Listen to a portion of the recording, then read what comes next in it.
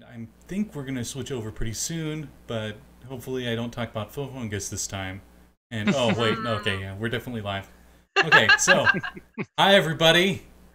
Hello! Hi! Welcome to a special episode of Retroverse, as we do a special music contest called Do You Have What It Takes to Be a Rad Emmy Idol? With our two guest stars, Callie. Hello! And Vex. Well, hey! On the overlay, you guys are in different spots, but whatever. Alright, so, when we last left off in the last session, we had our holiday special. There was midwinter festivals. Ragnarod showed up. He sprinkled shift spice down to all the boys, little boys and girls, and everyone had a good time. And you got all your presents and stuff. Weeks go by after that, and Paige tells you about the big TV show that he's been setting up. He's interviewed a lot of different musicians that have shown up at Automa since the music ban had been lifted about a year ago. Mm-hmm. Turned out there were a lot of underground musicians. Shocker. And they want to show what they got. And everybody knows about the star child, Hertz. And her band of friends. Unfortunately, for some reason, she seems to be more popular than the others. She's cuter. Yeah. I have a really good, amazing butt, so what you gonna do? So, he got done with all the recruitment stuff. That was off camera. The recruiting was just to narrow down to the nitty-gritty, to the ones that he's like, that Mr. Cage was like, all right, these are the ones that have potential to work with Hertz. Because Hertz is just so awesome that she only can have the best of the best. Definitely not because she's a pain in the ass. Definitely not that. Her never. So like during the interviews for you two, Mr. Cage is a Sterin, a Triceran specifically. And if you don't know what that is, it's like a Triceratops humanoid. And the Tricerans are the stereotypical Triceratops head with the three horns. You got the two and then the one on the nose. But he's wearing like business three-piece suit attire. And he's like 8 feet tall. So he's big. And I think he's got 18 strength. So he's like what's his name? The actor who plays Aquaman. Jason Momoa. Yeah, he's like that build.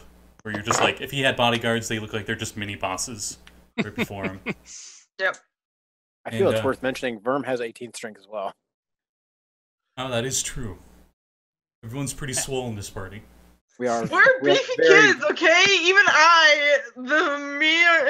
the tiny synth weaver have a 14 strength.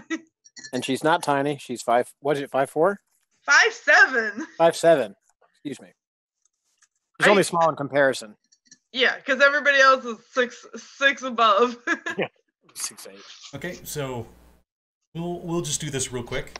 So you're sitting in here in a small little room, and there's a desk between you and Mr. Cage. Both of you are guests here, as he's doing interviews with you. And he asks some questions, most of them standard. One of the big ones he asks is, what is your stance on fruit roll-ups?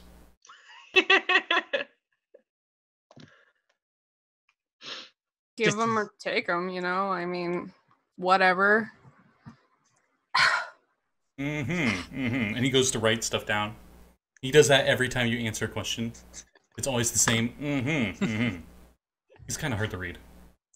We kind of feel like it's a recording, but he's actually there. Yeah, it's actually kind of intimidating. He's got like that one floodlight above you, just like, chunk.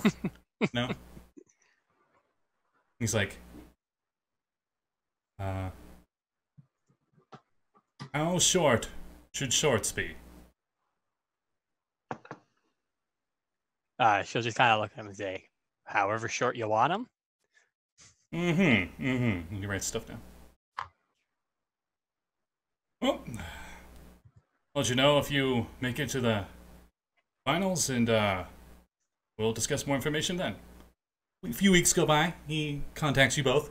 Hey, you guys did good enough on your warm-up performances with him, and apparently you guys answered good enough on the questionnaires that you passed. After you saw when you were in line thousands and thousands of people wanting to do this. But you guys ended up on top. And you notice on the big day of the show that you aren't the only two that made it.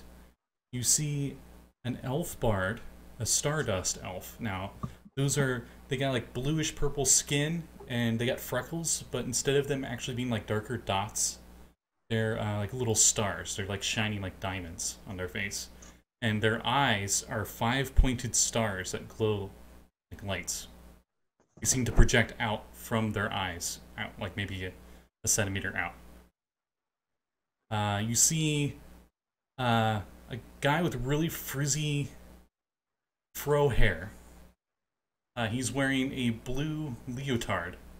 And you notice behind him, somehow staring at both of you, with these very murderously intent eyes, a ninja.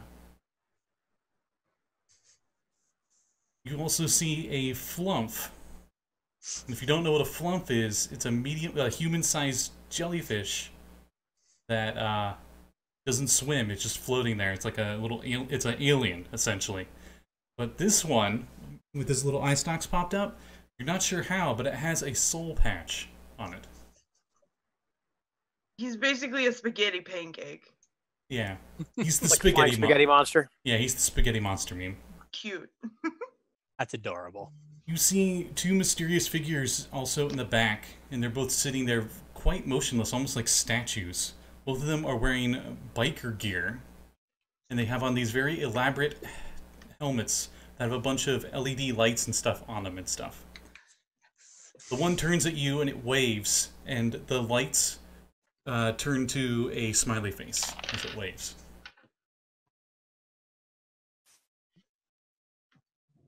So, do you guys want to talk to any of your competition? Omen is just gonna stare down the ninja that's giving them murderous looks. She's just gonna stare him down. Okay, give me a con save. Oh boy.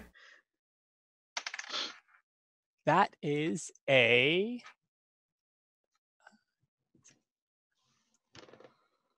17. Okay, you stare him straight in the eyes without blinking for 5 solid minutes. He doesn't blink either and shows no sign of weakness. What do you do? Just keep staring him down. Okay. So you keep staring him down. She's committed to this. Oh yeah. I should ask, what does Omen look like? Well, Omen is a half-orc.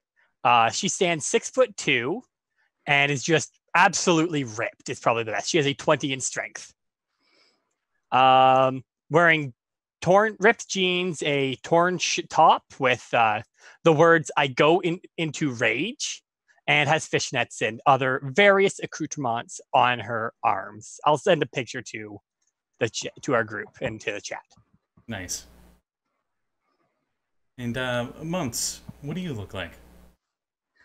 Mumps is a 3'5" gnome who has really dark blue hair with space buns on top, and she's wearing a half jacket that's kind of ripped. It looks like a punk jacket, and on the back it says WAPS, WAPS. And she's like, yeah, I could take you. I could take any of you. I could take that ninja. I could take this orc. I could take any of you. The smiling guy with the helmet, like his smiling emoticon, the arc of the smile, that part specifically turns off, and then new lights turn on, and it's just a frown face, and it just looks down. You remind me of Chorizo a little bit. This is a good thing. The flump is like, you just hear him say, well, he doesn't technically say it. You hear via telepathy. He's just like, yeah? What do you got that I don't? I got a weasel named Fork Brain. Come at me, bro. Oh yeah? He somehow pulls up a tentacle. You're not sure how because he doesn't have digits. You hear a snap. And his entourage comes out, and his band comes out, and he's like, "Yo, you might not have heard me, but I'm Freddy Flumph, head of Freddy Flumph and the Mind Slayers." Oh, yeah? Well, I'm Mumps. You never heard of me? So you guys have your stare down. You notice that his entourage is a Mind Flare bassist, a Quaggoth drummer, a Drugar, I think, rhythm guitar? Yeah. And he's their vocalist, you assume. Just imagining the Mind Flayer playing the guitar with his mouth. That is Jimi actually Hendrix style. that was pre-Verm era, but that's what this band's from, and he did do that. He's also got on a biker vest, but he's got like the spikes on it, you know, you gotta have the spikes. I don't think Mumps is intimidated in the slightest, and if she is, she's definitely not showing it. For funsies, give me like a wisdom save. Fake. That's no good. Like you're not in harm or anything. This is just to see how well you pull off not beating Frank. 16. Okay, yeah, you definitely don't show it, and they don't seem to. You're just like, oh yeah, like they just seem like they're even more pumped up that you're not scared or intimidated by them. I could take every single one of you right now. All right, save it for the stage. You hear Mr. Cage say as he walks up. You hear him like. He doesn't really stomp per se, but he's just such a tall figure that you probably feel it on the floor as he walks into the room. And he's like, "Alright, so here's how it's gonna go. Everyone gets their own act. You can perform as many songs as you want. You'll be in front of a live audience. But from what I've seen of all of you, that wouldn't be a problem. Now, give it your best. I believe in you, and Hertz will be proud."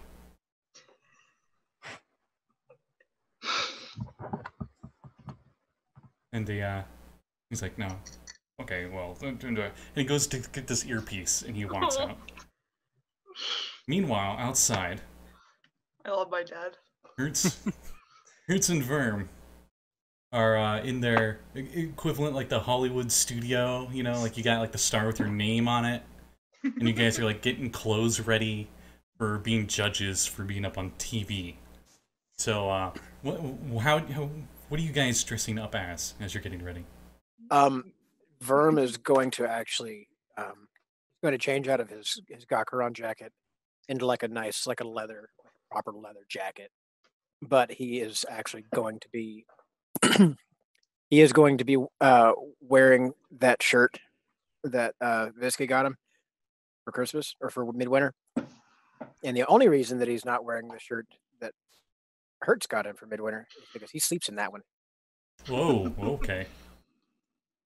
It's really big, and I didn't mean it to be so big. I just didn't know how big he is. I like to imagine it's just the comforter, you know? Basically, yeah. For those that don't know, it's quadruple extra large. It's like he's male, but he still manages to wake up with a titty out somehow.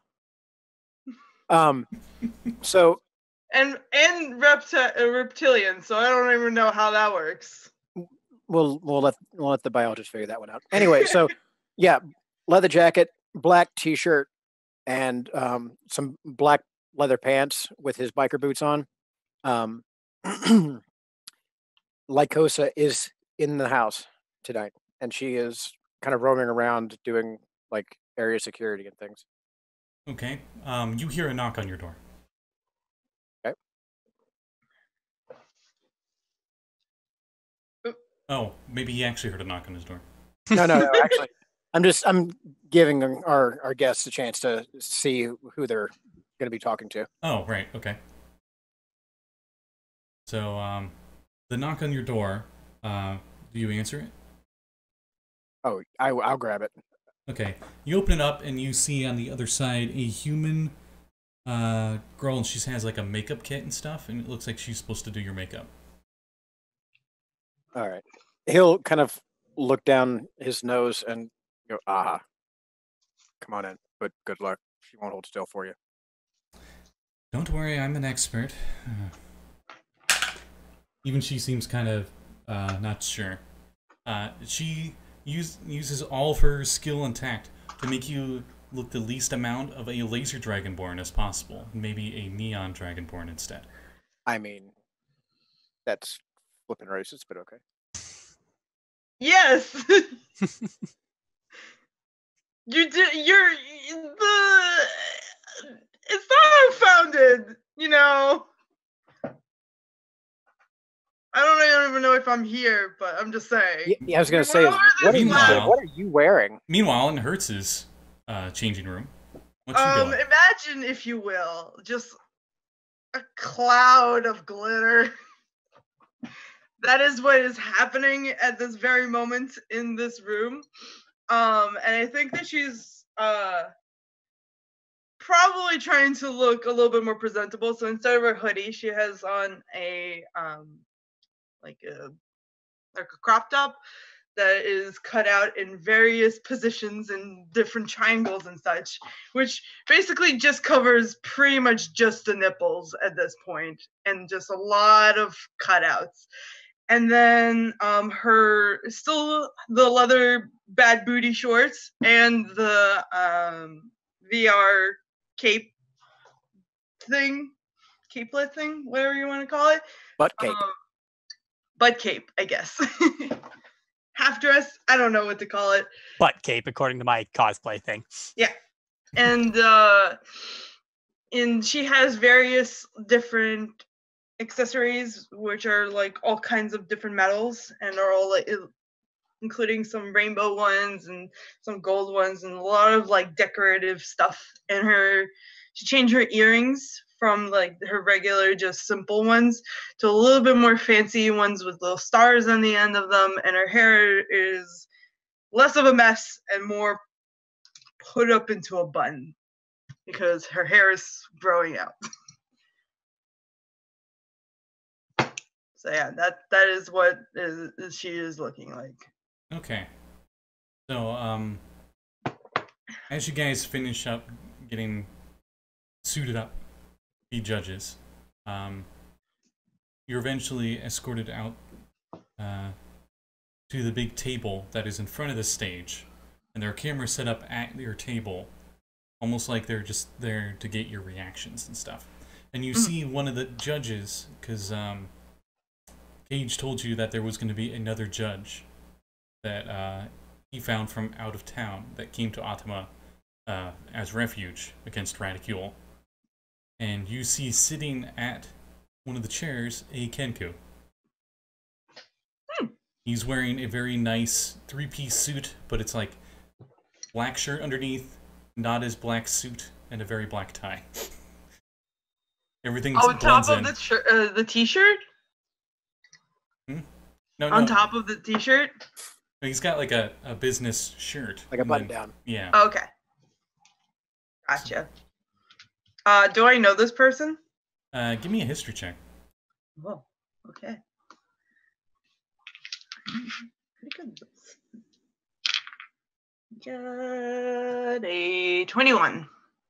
21? You remember Cage briefing you while you were half asleep and barely paying attention. This guy's name is Ryan Crowell. He's apparently a bit of an elitist. He's a great composer from Neo Tokyo. Oh. Interesting. He looks at you and he opens his beak, and you hear Ohio. Gesundheit.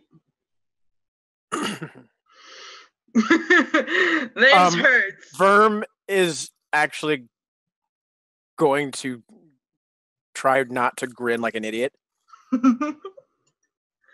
And he's going to answer. Oyasumi-na-san. Ogeki desu. What the hell are you even saying? And you two start talking back and forth in Neo-Tokian? Neonese. Neonese. And it was, good evening. Are you well? Yeah. So he continues going back and forth with you, and it's definitely just pleasantries. He doesn't really give you anything more than that. It's just like, hi, how are you? I'm doing good today, and you know that jazz. What? Excuse me. What? Hi. Hello. Hi. What do you? Since when can you speak Neonese? He's going to lean over to you and kind of whisper, years and years of fan subs. Oh, you're such a nerd.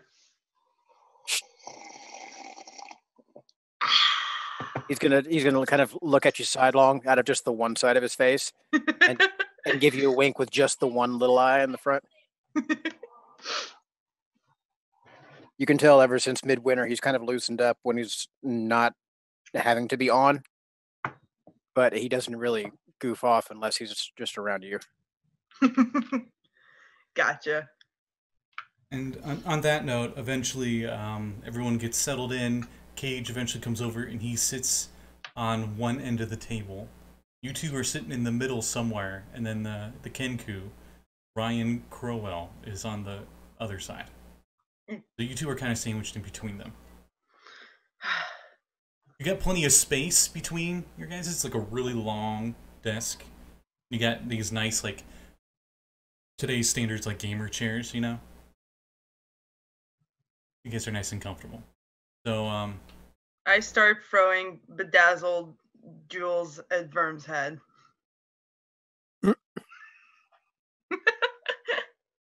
I'm just gonna periodically just like try and like side eye swat at him, like fly catching. You two remember your briefing from Cage, that pretty much your job here is to see if they're capable of being musicians, but maybe also being capable of being musicians in the middle of combat.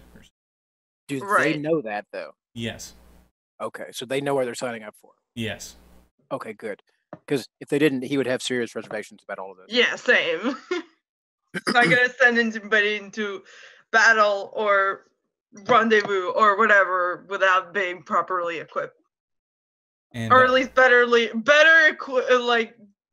prepared than Hertz is. I don't think betterly is a word, but you know what I mean. And you each have a big, cartoonishly big button in front of you. And he explained that you're supposed to press that button if they passed the test for you. You can press it anytime during their act.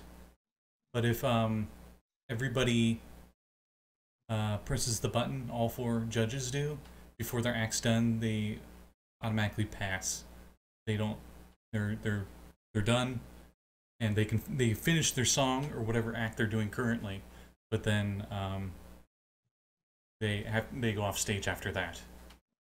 The next contestant comes up, and you also notice behind you guys, maybe 5 feet behind you, is a crowd of about 1,200 people. And most of them are fawning over Hertz. Of course they are, because I'm amazing. She's just like anime species sparkles happening right now. Because she hasn't been in front of people that are adoring her in a really long time. So she's just really excited. Just hey, hey. Okay. And on that note, the first guest comes up, or not guest, but first contestant comes up. And it turns out that it's a duo band, and it was those 2 guys with the helmets, with the leather jackets, and as set up on stage, they seem to have like a big table, and there are these big laser discs. They're like the ones that you found in the tower, you know. Yes. And there's a bunch of little slidey things here and a bunch of knobs, and they start playing a song. And you notice that they're actually singing too, but it sounds weirdly robotic. Ooh. And they got a dirty 20 on their performance. You can take that as whatever you want. As they're playing a very techno-y, funky, beat-focused song. And the crowd seems to enjoy it greatly. Do I remember these guys? Give me a history check. Oh shit! You guys were briefed on the contestants, but They're not the Okay. same as the rebel. Not the ones we saw before. no. Okay, well it's a 17 anyway.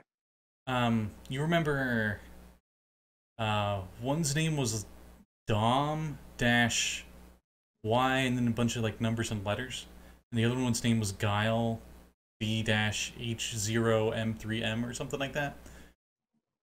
They're both synths that can perform music. Quite unique among the robotic line in Optima. They must be very new models. It's surprising that they exist in the city. even if it's been a year, I kind of like it's still weird. Berm's gonna lean over and like.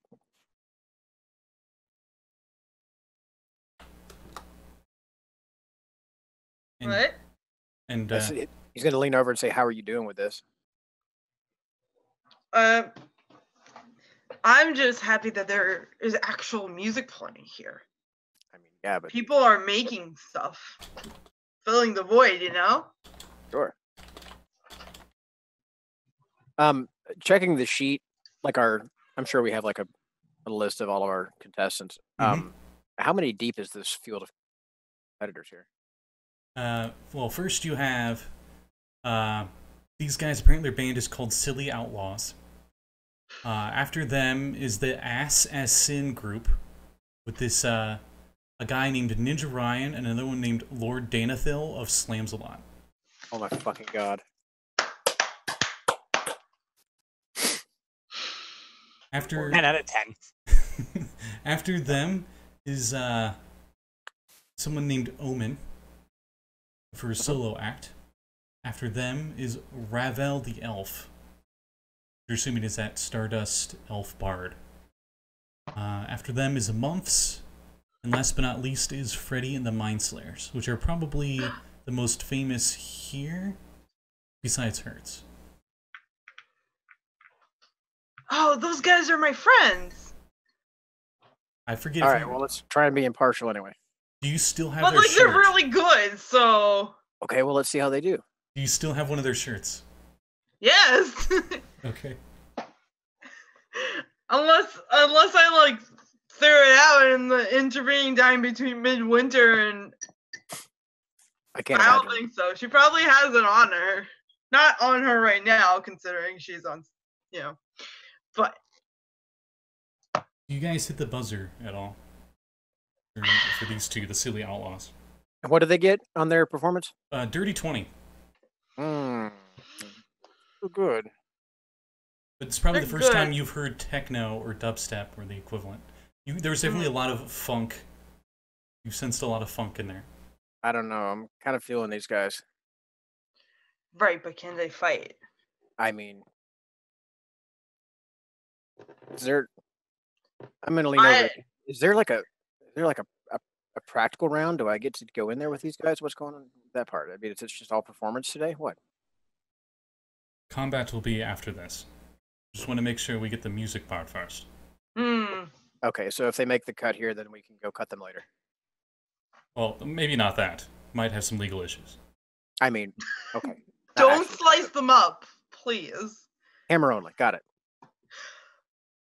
No. You can see his lip curls up in a grin in the back. And on that note, Cage hits the buzzer. And the crowd cheers. I'm gonna hold out because I think there would be better. Did that come through? Huh? What? I'm sorry, did you not hear me? No, I'm asking if my buzzer came through because I have a buzzer button. Oh no, you have a buzzer button?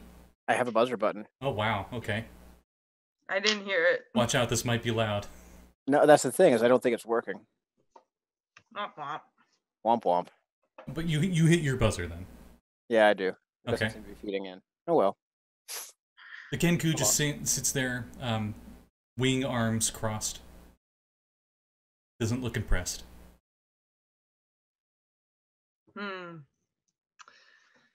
beak up high, like his ego. Yeah, I'll hit it too. Okay. After you hit it, he turns and looks and sees everybody else did. He makes the sound of a sigh. He mimics a sigh.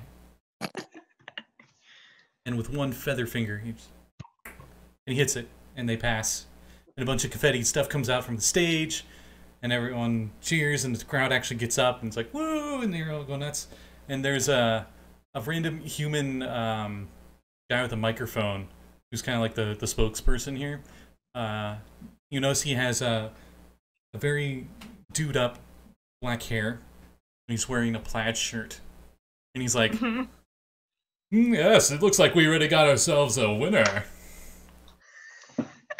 He has this really nice mustache that is of a dark pink color.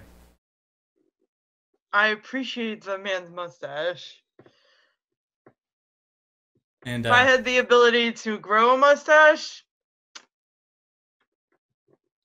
that one would be on the list. Meanwhile, backstage, Narkiplier comes up to everybody, and he's like, oh man, this looks like tough competition. We already got someone who passed. What do you think about this? As he puts the microphone up to Omen. She just kind of looks at him and then says, I'll crush them in this competition. They have no chance. Whoa! Got a bit of spunk on this one. And what about you, miss? As he's just like, he had the microphone up here, because you're much taller than him. And then he had to go way down there for Mumps. For me? Yeah. She grabs the microphone. She's like, listen up. I'm going to crush every single one of you in this competition. You better watch out. We are Wops. Woo! Hit it, fork brain. And then, like, the weasel comes up and he's like, Give me an intimidate. I love it. I love this. So much. I'll tell you this: if she doesn't make the cut in this, she's got a future in professional wrestling. Yep. Oh my god, imagine a gnome wrestler. Oh, I mean, that'd be so good. The lucha class is coming. it's Oh. fine. A 5? Okay, so you This guys, looks so cute. there's a big screen in the background, right? So like you guys can see the camera for the behind the scenes stuff as he interviews people and stuff. And the camera like zooms in on Mumps and then zooms in onto the shoulder of this weasel, and the weasel just puts up this like very gangster pose, but it makes the most adorable squeak, and everyone's like, "Aww." No, we talked about this. He starts rubbing his face in frustration, or he or she, or they. I Oh. can't. He starts ruffling his face in frustration, and he just burrows back into your shirt or wherever he goes. Aw. And the crowd awes again. Adorable. Not our image. No, the brand. Ruining the brand. Like My brand. I like to imagine you have like T-shirts, and it's just like forks, just like I want that T-shirt. it's like Fork Life or something. I jot down notes because I like the weasel. Oh yeah, the weasel. We didn't mention this before. I just know this from before we started. The weasel has a mohawk. For those at home, it has a mohawk. So imagine a little weasel with a mohawk. We should get some like tiny. I'm imagining that creatures now. as like a spying army to run around, maybe like rats or something, and then they can just hide and spy on people. Do you know somebody who can talk to animals? Is there animals in this world? I mean, we're not talking to her yet, right? No, I'm just talking to Verm. Oh yeah, I mean, I talk to Lycosa all the time. Right, but she's a robot. Fair. Oh no. Also, you're Power Ranger. Yeah, but like I don't know any person that Henshin. talks to Sorry. animals. So Narkiplier gets the microphone back, and he's like, "Oh, look at the little guy." I will end you. Omen just starts laughing. his eyebrows go up, and you swear if he was wearing a helmet, you'd hear tink as they would hit the helmet. And he moves back, and like the camera fades off from there. But you see him actually be like, "Oh man, she's freaking crazy. I'm out of here." Like this is, but the camera's not live anymore, so. Verm is gonna. I turned to Verm. I'm like, Verm's gonna reach into his collar, and he's gonna. Narc, if you steal my bit again, I will end you.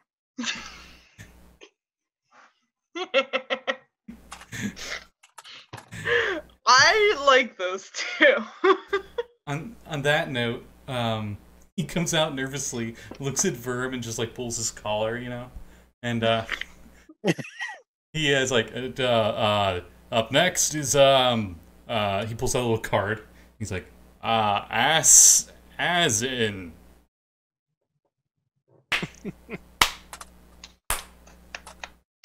That's literally the amount of applause you get. And then all of a sudden there's just a smoke bomb that goes off in the middle, and he's like, "Whoa!" And he goes like off stage. And then all of a sudden there is the ninja, and he's got a keyboard already on the stand and everything, and he's just in the middle of the front. And in front of him, Hertz and Verm immediately recognize the unicorn wizard standing in front. It's him! I gotta go fuck that!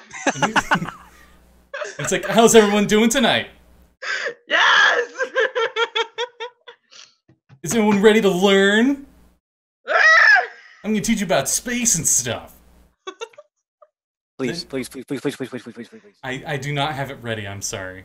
Oh, I know they just gave open YouTube for Christ's sake. they gave permission for it, but I don't know. Do it. Okay, Twitter. fine. I'll play a little bit of it.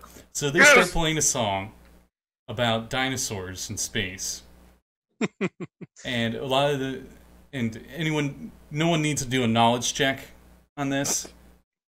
Space does not have dinosaurs in it. You're not sure where the heck he's getting his information from. I was gonna say. Bollocks! Hold on! You're telling me in the Retroverse universe there is no space dinosaurs? Yeah, I call shenanigans on that. Yeah. I mean, there's Tricerans. Ask Albert Einstein. He invented space. Yeah, exactly. The song goes on about how they're in high school, and we'll just start. Yeah. Hello, class. I'm sorry, but your normal professor couldn't be here today. Back in time with me and Ninja Bright. It's gonna blow your mind to shit. It was an ordinary day in dinosaur hide. But Stegosaurus raised his hand to call for high fives. Tyrannosaurus saw the sand got pissed because his tiny wrist caused his high five to miss. And he was like, fuck this! Oh yeah! Oh yeah! It's an old school dinosaur laser fight. It's on the Hell yeah! It's on the stream. Just a classic dinosaur laser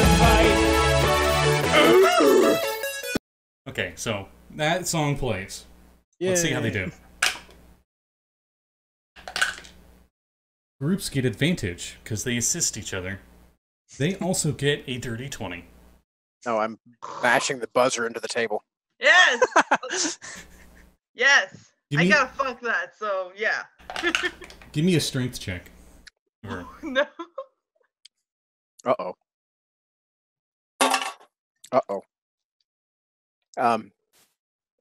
17. Okay, the button goes through the table. Oh.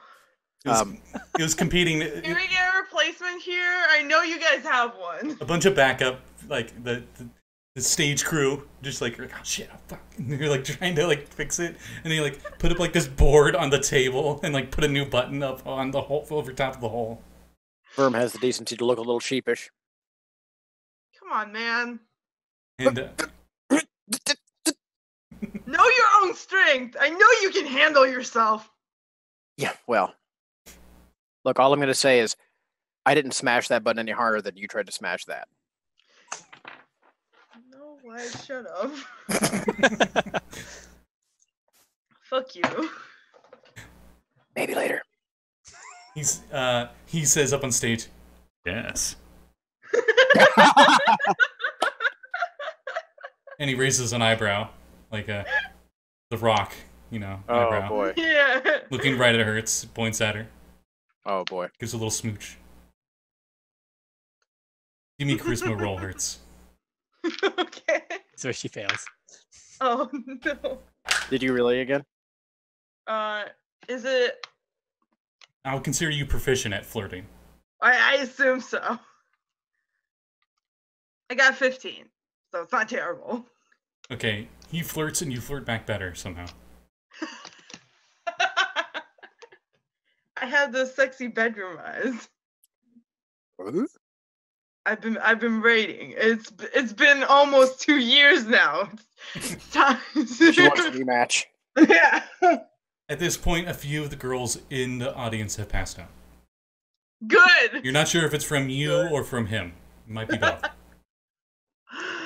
Man, I love this business. And after you two just like destroy the buttons, Cage is just like Beep. And the Kenku's like, seem vulgar. And Cage gives him a look.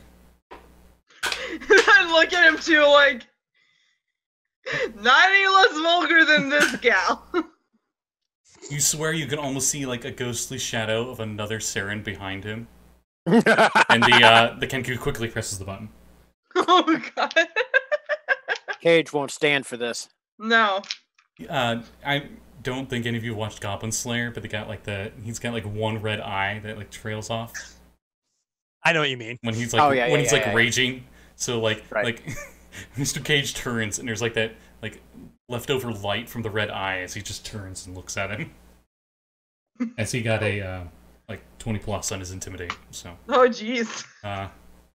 yeah. So after that, it is Omen's turn. All right, so she walks out there. One, she has about 7 guitars with her at this point. Yeah, the stage crew gets as many as you need. And she's holding one. And I'll say this, all of them are in various degrees. Some of them look like they're at least somewhat decent. The rest just look like they've been put through hell. And she is carrying one with her. Mm-hmm. Also looks very well worn. This one is a lot less broken looking, but still looks like it's been through war. And then, yeah, she'll start playing. And I went looking for songs for her. She's going to start by playing I'm going to Sabotage by the Beastie Boys. Okay. And she is doing guitar and vocals for that. Oh, nice. And want a performance check for that? Yes, a performance check. Mm-hmm. That is a 27. Wow. Holy shit. Yeah. I'm double proficient in performance. Oh my god. Nice. Okay, so pretty much all the judges and probably the audience are taken aback at how amazing this performance is because the other two were really, really good. And then there's just like one person comes up with 50 guitarists and they're like, what? And in various stages of the thing, she will grab one of her guitars and just slam it full on into the ground. Give me an athletics check. I love her. It is 24. Okay. Those Oh, wait, guitars... hold on. Sorry. 26, actually. I looked at acrobatics, not athletics. When I she slammed that smashes- button so hard. When she smashes those guitars, they splinter into nothingness, almost like it's a video game. Like it's like Scott Pilgrim. They just like, you know? Worm is a little enthralled right now. Oh, You're not my sure God. how, but like even the handle, like the neck of the guitar that she's holding, like everything just Hey, gone. maybe you and Genevieve should take some medicine for the morning. Jesse, your mic is on. Whoops. Kids are going out for the night. I thought like- you were talking about me. I'm like, hold on. I'm like, wait, are you seeing like Omen's not in their meds? Oh, God. No, okay. Anyway, I was so going to say the headache Hertz is going to have after all the smashing from tonight. But Cage, Ooh, yes. Ooh. Cage looks right at you, Omen, and you see a smile on his face, and he nods, and he presses the button. Almost as quickly as Hertz. Hertz is like has like hard eyes. She's just like.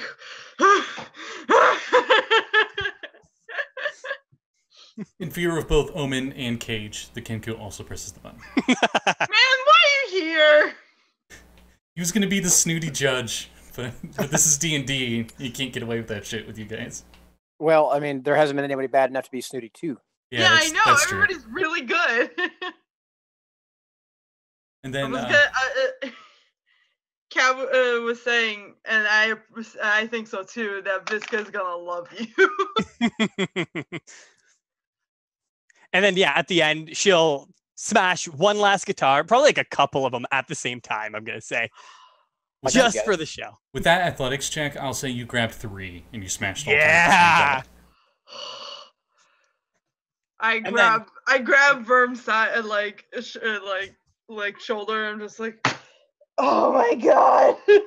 You see, you guys can't help because you guys are close enough to the stage and you can see like to the side the people that you can't normally see from the television. There's a dwarf sitting like on the side of the stage looking in, and he's just crying. And you see on his hat it says Electronic Loot Center, and they were all his brand guitars.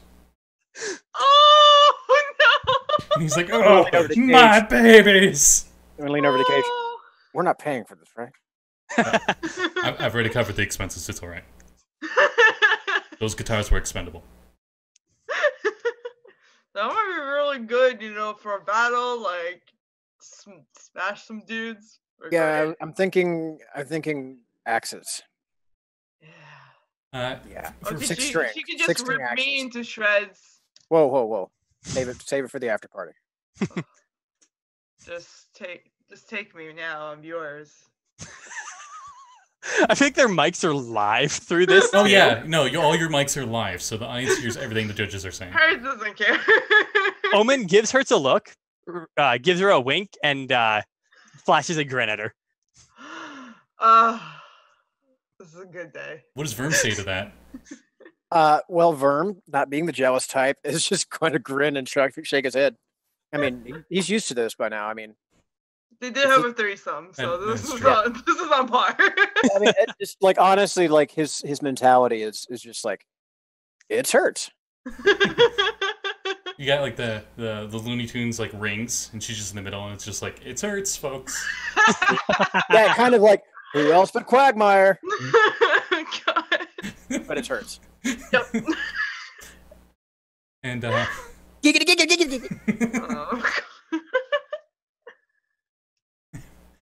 after your performance with a roaring applause, they as you're leaving the stage, the crowd chants for an encore. What do? You're out of guitars. You smashed them all. She has one more. The one she hasn't smashed because that's her favorite one. Okay. Oh, Because that's her special one. And you know what? She'll hear the encore, nod, and then turn her back around and play. And I have the second song because I figured that. She'll play Kick Out the Jams by MC5. Okay, give me another performance check. This will be a lot easier DC for the crowd, at least, because they are already, like, super pumped. 22. Okay, God. yeah. They're, like, clapping to the beat and everything. oh, so good. It's fantastic. And in this city, specifically, music hasn't really been, like, known, quote-unquote, for, like, a year. Like, it's only been, like, a year. So you could be like, I do Twinkle Twinkle Little Star, and no one's gonna know what that is. This is true. So, like, music's becoming the new trend. Almost like it's a piece of fashion or something. Up next, the elf comes up on stage. Now, unlike everybody else here, who's dressed very retroversy, he's dressed in a very traditional elven attire. He seems to be wearing almost like a dress made of leaves. Ooh. He's got like a tiara-looking thing that's made of branches. Little emeralds I'm on it. imagining what's his face from Lord of the Rings. Yeah, The King of actually, the that is exactly what I'm going for. And he has a Alright, big cool. cloak that he just like shrugs off with his shoulders dramatically. Yes, we did have that moment. Yeah. And hiding underneath the cloak is his lute. And he goes to sit down on the bar stool that they brought out for him for his act. And he starts to play a song on the lute. He gets a 21 as he sings about a fair maiden as he's looking at Hertz. This is going to be one hell of an after party. Also, he is a very hot elf. Why do I get the feeling we're going to have to actually do the eliminations in the elimination round? Right? Everybody's really good. Where have all those people been hiding? Maybe I'm just too good at picking them out. I don't doubt Cage, that. You're amazing, Mr. Cage. if it could be said to be too good at anything, it probably wouldn't be finding talent. The audience laughs. Well, I definitely think you pass. Boop. You. The Kenku, unlike the other contestants, seems to press the button almost immediately because it's very Renaissance-y and elegant, and he's all snooty. So this is his music. So he's super down for it. I'm enjoying all of these. This is a good. Thank you so much, Mr. What's your name? Oh, my name's Ravel. Ravel the Elf. Thank you, Ravel. I am No. flabbergasted. Thank you, he says, as he does the stage thing where he doesn't look at you guys directly. He looks like a little bit above you, so that way he's kind of looking at all 4 judges at once, but not really. Mhm. The stage gaze. Yeah. Yeah. Because the lights are on and he can't really see you guys very well. Well, Verm is impressed, but it's really he's kind of suffering signal burnout with all this, especially after smashing the Grabbersons over there. Yeah, you see some of the audience actually fell asleep, not because he's bad or boring, Just because we but just peaked. it was super hype, rock, metal before that, and then it just went to classical music. And everyone, and it was a little too good at being soothing for a lot of people. So they just How does Crowell sound about or feel about this? he hit the buzzer almost immediately. Oh, so that's their 3 then. Verm does not push the button this time, just because the other 3 got to it first. Okay. Ravel gives you a look as he goes off stage. Oh. He looks at you and grins. Firm. As you go off stage. Or he goes off stage. I think he likes you. I think it'll like me less in a little while. Random Unless stage he's into hands. that. Random stage hands come out and grab his cloak and go out the same direction he went. When you say that, you're going to see his expression shift again. His grin is just going to fall right off his face, and his eyes on the one side are just going to get really big.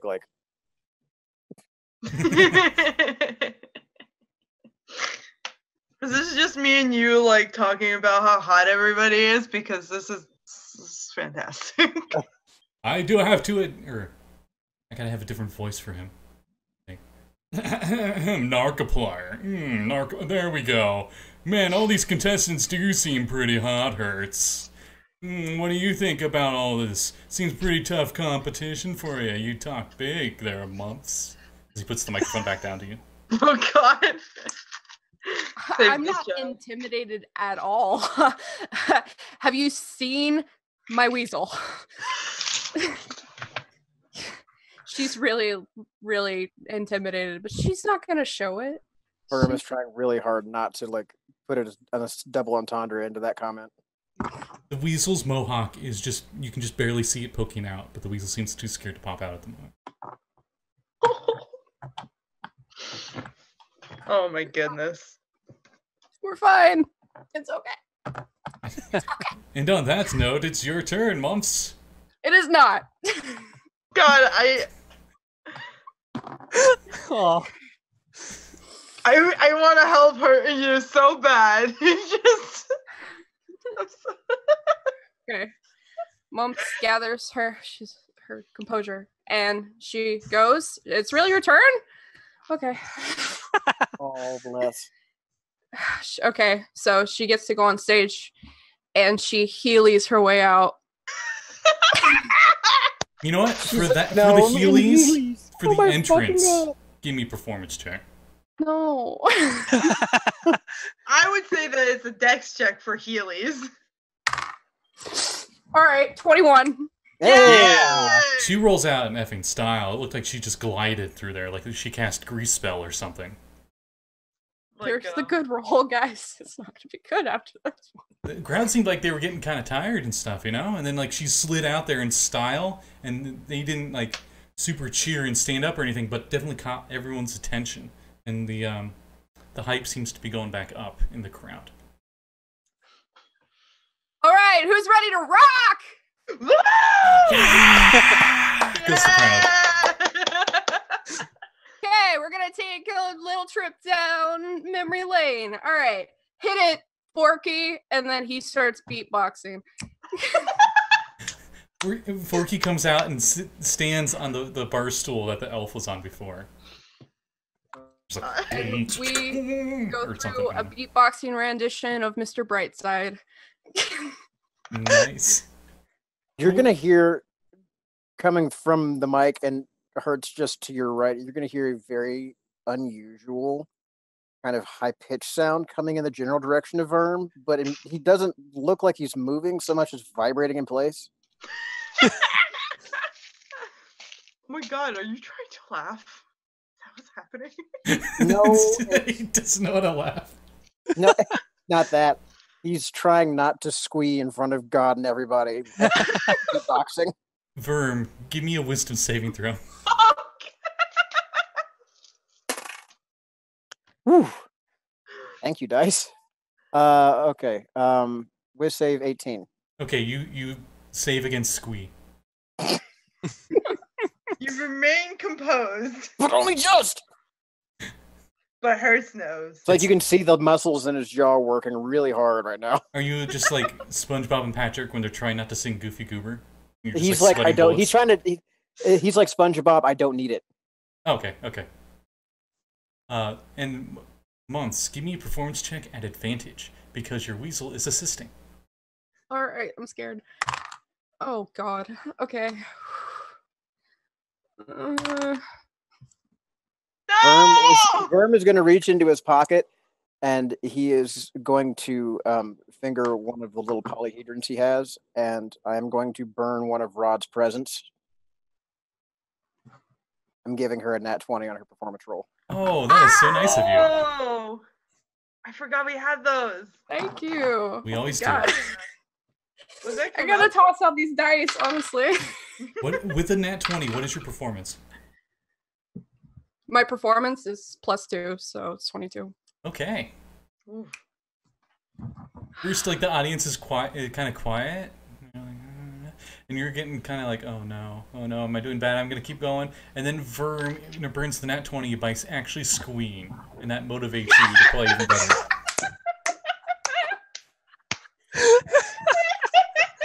And somehow that squee was just so motivational. It was the best performance you've ever done with that song. Hertz just looks at him like, the hell was that noise that just came out of your mouth? Mr. Cage also looks shocked. Yeah, we are wops! Woo! And Verm is just going to lose his shit, just like standing O. Crying is just like, it's you. He picked the button up off the table and is like slapping it with his. You, Mumps, after you do like the woo, and it's like only Verm making the noise in the crowd for a bit, just long enough to have like the Hollywood thing where you're like that awkward pause right before a huge applause from the audience. Yay! You didn't realize you actually had fans in the crowd. And as you notice, I'm gonna have you roll perception for it. There is a girl with a plush weasel, and she's holding it in the air, and it's got a little mohawk. Oh, I want that. I want that in real life. Cage sees that Verms approves, so he presses the button. Kenku follows suit. and he's going to lean over off the mic and like get right up in Hertz's ear. Not a weasel. Yeah. He's a total sucker for anybody with a little animal companion. So that really helped. Oh, that's why he likes Hertz. It was all the Triceratops. Well, it certainly helped my regard. Oh, We don't yeah. have the little animals anymore, but that connection. Oh yeah, all this is live too. So Yeah. like everyone's performing live. It's going off on televisions all through this city. But this isn't just like a city, it's a city-state that's a mega city. So this is like 3 big cities in one, essentially, in the amount of population here. That's not even including all the refugees from Radami. So a lot of people watching. And last but not least, Freddy Flump and the Mind Slayers come up and they go to perform. And he's like, "Hey everybody, it's Freddy Flump. We're gonna play and the night begins to shine. Alright, 1, 2, 3, 4! And they go off. As they play some heavy metal and get a 7 on advantage. As the Quaggoth is like on the drums, and then he just starts foaming at the mouth and he just destroys the drums and starts to rage. Oh. He's like, "Oh no, not again, not here, no!" Oh no! What do you guys do? I think you're gonna have to pass. I'm stone-faced. I'm not moving at all. The bassist, the Mind Flayer, looks at the Quaggoth, and he seems to, like, you don't see him really do anything, he's just looking at him, when suddenly the Quaggoth gets knocked back by something. Some invisible force. Oh. Almost like it got thrusted by somebody's mind. And, somehow Vern's it gonna snaps lean him forward back. into the mic. It snaps him back to reality. It's a no for me, dog. You hear in the exact same voice, "It's no for me, dog," from the Kenku.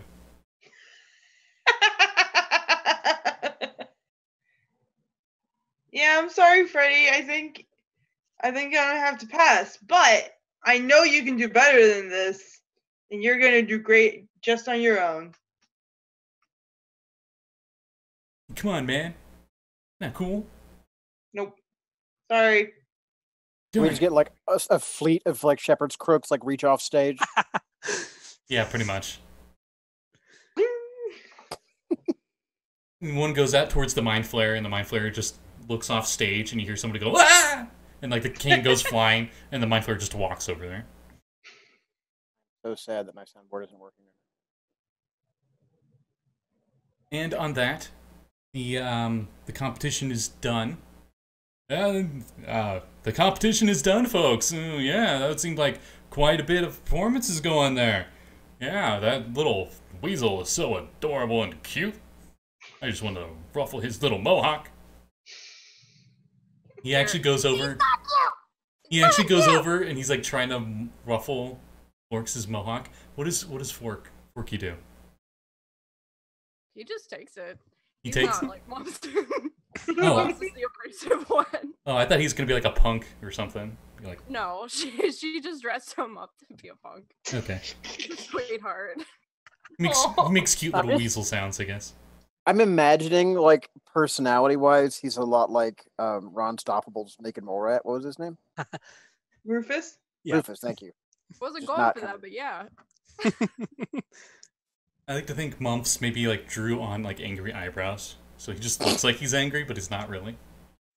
Was your rap just the Naked Mole Rap song? Well, It is now. And then everything dies down and the show's done, and everyone's back on stage except for Freddy Flump and the Mind Slayers. They didn't make it; they had to go. You're like, well, I guess we're going back to the club again. Oh well, you get good tips there. And then the Mind Flayer. Just don't set anything on fire. You know, there's hot drows there. It's good. Oh yes, they do have quite excellent personalities.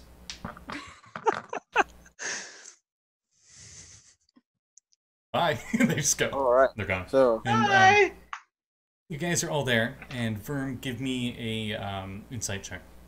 Insight check. Mm-hmm. Okay. That or perception, your choice. Well, I'll take perception. Thanks. And that's going to be a 26. You just realize that your recaster is not on you. Son of a bitch. I'm going to... Hertz, give me a perception or insight check.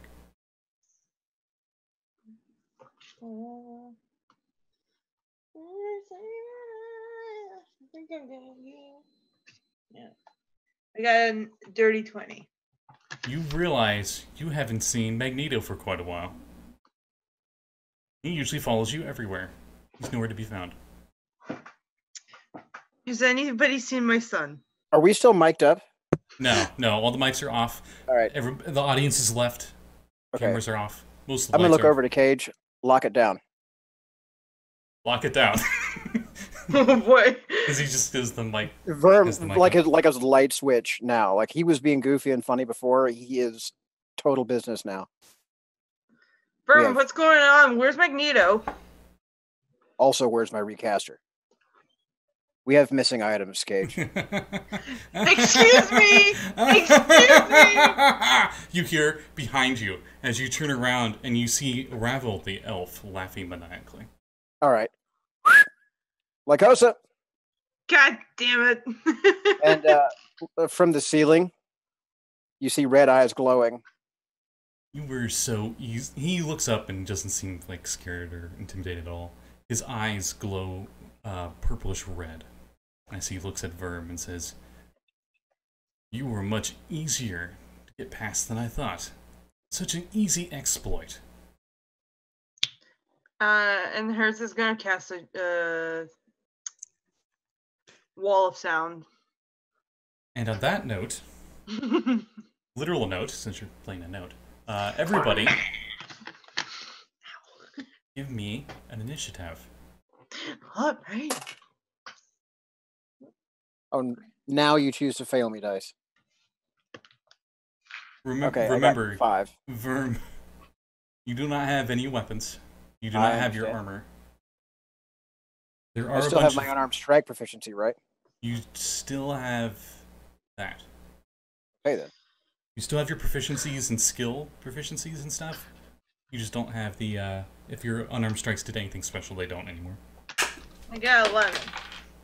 God, my I still have a spider. My dice are everywhere tonight. Alright, let's try that again. Oh, of course. Alright. So, Hertz got 11. Right?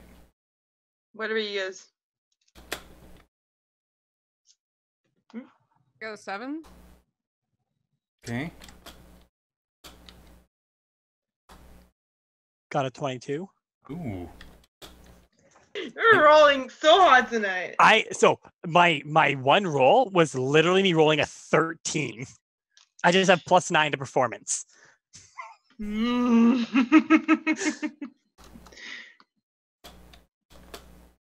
Let's see. That one got that. Let's see what Cage got. He doesn't have a weapon on him either.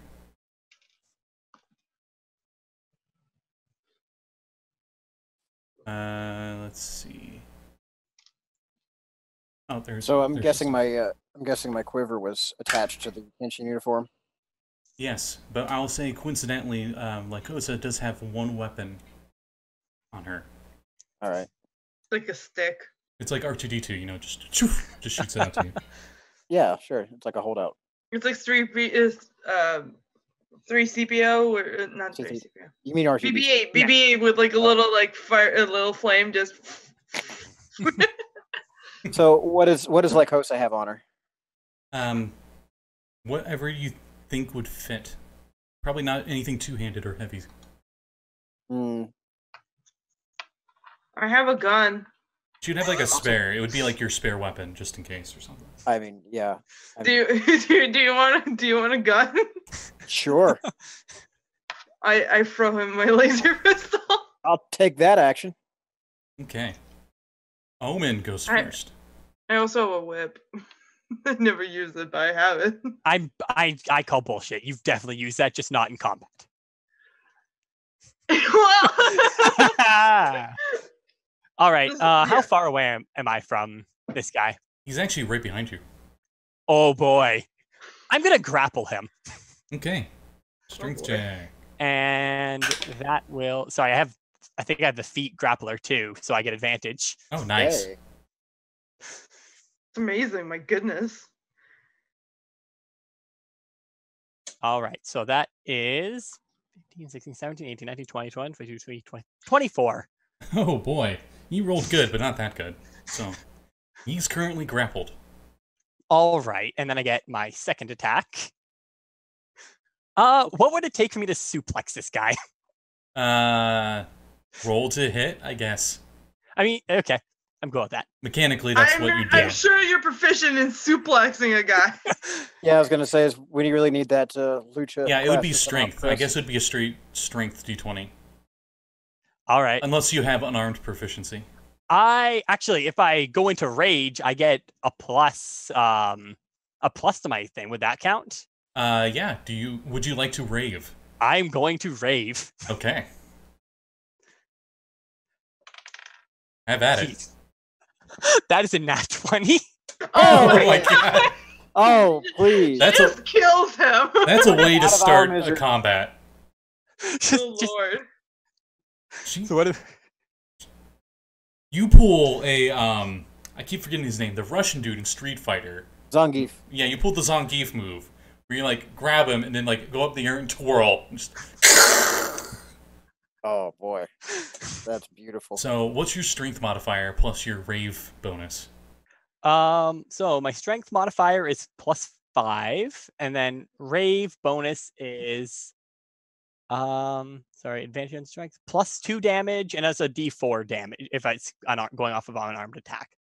Okay, so in Retroverse, crits work as follows. You automatically do max damage you normally would with the attack, and then you roll a d20 and don't add any modifiers to it. All right, so just roll the d20. All right, that is a 10. That is just enough that you can actually... You would normally roll damage on top of that, but since it's unarmed and you don't have a damage dice for it, it is... Oh, I do if I'm raving. A d4. Oh, okay. Roll. It gives, I believe at least. Here, I'll double check, but I'm 90% sure I do. Where's my rave? +2 plus d4. Oh, there it is. Path of the Viking. So double everything but the d4. Okay, sorry. I'm trying to find where I put it, because... We'll just go with that for now, Yeah. so we can... I'm pretty sure it is. I can't remember. Yeah, Okay. I trust you. So what do you need me to do now? So roll the d4? Just roll 1d4. That's a 2. A 2. So, with the d4's total, so 4 plus 2, 6. Plus 2 normally, so that's a +4 on top of that. So that's 10. And then your strength is 5, plus 5 bonus, so you double that. So you did 20 bludgeoning damage as you suplex this guy. Yeah. Good God. His turn. Omen's immediately surprised as his body turns into a dragon. Excuse me. And everyone needs to give me a dex save throw. Hey. Alrighty then. Omen gets Nat advantage. 20.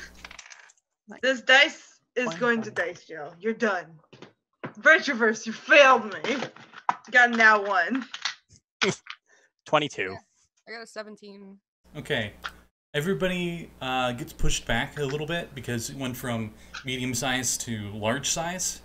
And Hertz gets knocked prone from the sudden Ow. shift in movement. Am I still grappled onto him? Yeah, you are on the back of his head. You're almost like right on the back of his neck. Yes! That is so metal. And he's going to try to thrash you off. So give me a strength What save. kind of a dragon is this? You know what kind of dragon this is. Oh, fucking A. It's a very laser dragon.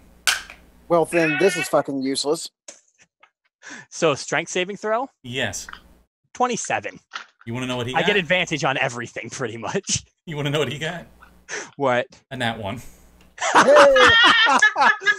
So he attempts to thrash you off, and you like somehow, just for the briefest moment, seem to like pin his head down when he tries to thrash you off. And that's his turn. Cage's turn.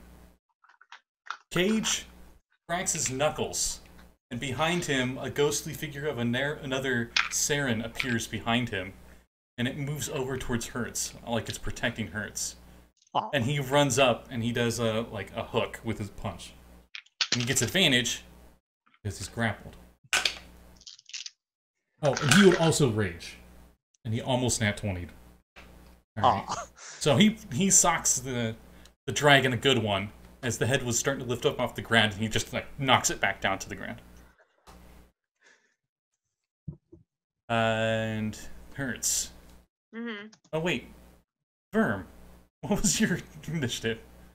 I think got a 5. I'm at the bottom, I'm pretty sure. Okay, I was about to say I don't think I ever heard yours. No, I rolled a 2 on my initiative, and it was great. Okay, Hertz. Okay.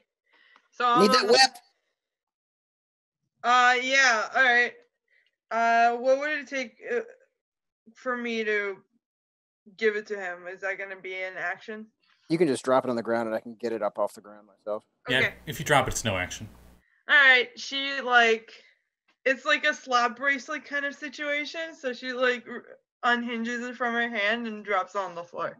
It is like a rainbow ass whip. Also, great. remember, your snap bracelets give you a +1 to your saving throws. Yeah. Only when you're near each other, though. Within 10 feet. I Right. would say that. Is it just a straight up whip? Like there's no bonuses to it? Okay. So it's a regular whip. Okay. I haven't been really using it to upgrade it or whatever, so you're gonna have That's to fine. deal with that. No, that's fine. It oddly smells like strawberries. You probably don't want to ask why.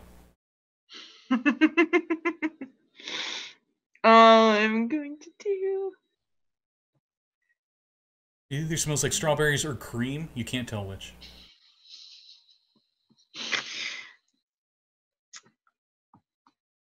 I'm gonna do a.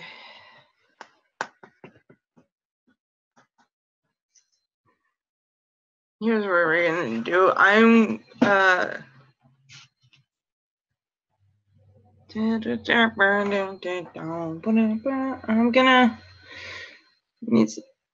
There we go. I'm gonna do Mom Spaghetti on it. Okay, I like to imagine you just had your your Walkman and you're just like skipping songs. Like, no, not this one. Yeah, Mom Spaghetti. How many people are around? It would definitely be max, because all these would be Excellent. considered allies. Okay. And Besides the Kenku went and hid under something. He didn't look like he could fight. What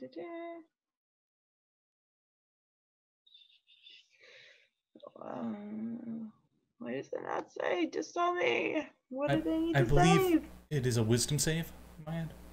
Yeah, charisma. Charisma. Oh, charisma, okay. Yeah.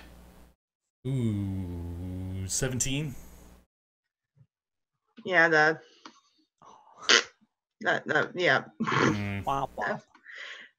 Just by one. So, unfortunately, it fails. But I'm going to give Verm some hype dice while we're all here. Hell yeah. How many?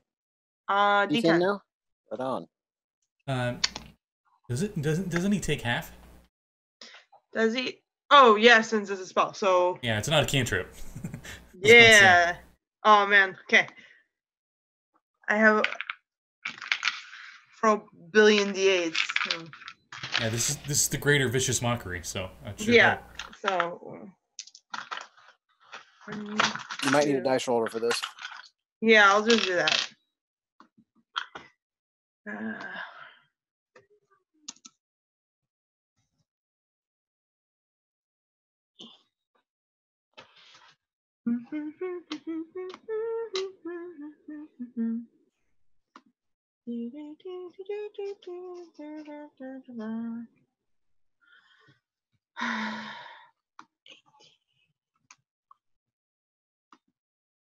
Okay, so he takes 19 points of damage. Ooh, okay. 19 psychic, right? Yep. Okay. And I say, I didn't even like your coat. Oh, It says, that was an ancient one from an elven lord we pillaged. It's retro as fuck. How can you not like it? It's tacky, you goofball. don't pull it off. You guys... Give me back my son! Everybody... Never. It's like Omen's keeping him pinned. You all know at this point, because laser dragons are kind of like the enemy of the world right now, for the most part, that laser dragons don't really function like normal D&D dragons. They don't have the color scheme thing where it's not like chromatic or metallic, where there's good or bad. There can be good and bad laser dragons. And all of them are essentially hipsters. Their hordes are things that they think are cool because they're old. So, for example, like old baseball cards and stuff. They would collect old baseball cards, or ancient action figures from a cartoon that hasn't aired for 50 years, you know, stuff like that. So he probably thinks this ancient elven ballad that he was doing was really cool. You've just never heard of it before. Yeah, exactly. I should have gave him glasses. Oh well. Anyways. You should have given him the hipster glasses. Yeah. He was like, no, that's too stereotypical. I'm not a hipster. Hipsters are mainstream. And on What that, did I miss? just me explaining hipster dumb stuff. Dragons. It's Mumps' turn. Okay, I take out my 2 daggers and I hand one to Forky. I'm like, you gotta defend yourself if he comes at you, alright? Subtitles come up and just as brackets, and it says like, squeaks nervously. Just go, don't let him hit you, alright? And then I'll take my dagger and stab the dragon.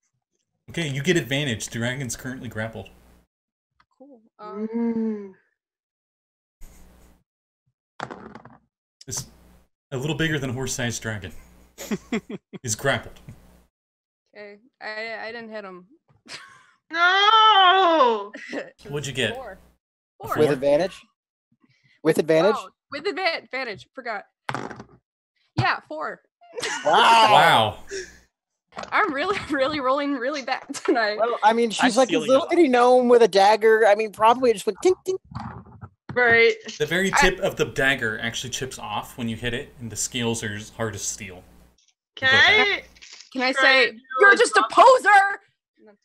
Can I try to do a drop the base? Yeah, sure. Because apparently I've been doing it wrong, and you don't need to hit it to be able to do that. So, I believe that it is. What level are we? You and I are 12. Yep. Okay. Oh, okay. I don't know So, what level they are. They are level 5. okay. So, but so no. So we both roll a d4, and if we roll the same number, then you get a critical. Me? Yeah. Yes. Oh, alright. Just roll a d4. Hertz just jumps up and slams the ground. It's like, oh, let's break it down. There we go. What'd you get, Mumps? What? 4. 4? Oh. Aw. Damn it. Well, I mean, it's Ooh. 25% That he's chance. a poser. Can I taunt him and say he's a poser? You can. He grunts in You're a frustration. poser! Ah! Throws the dagger down and huffs away. Verm. Verm is going to, well, basically march up to him and pull the fucking stupid makeup peel off of his face, look him right in the eye, and in crystal clear laser draconic, you can give me back my less than 6 months old, heavily used recaster right now, you asshole, or I am going to start looking for it in your gizzard. Intimidation check. Okay. Holy shit, son. Okay, so 22. 22. 22.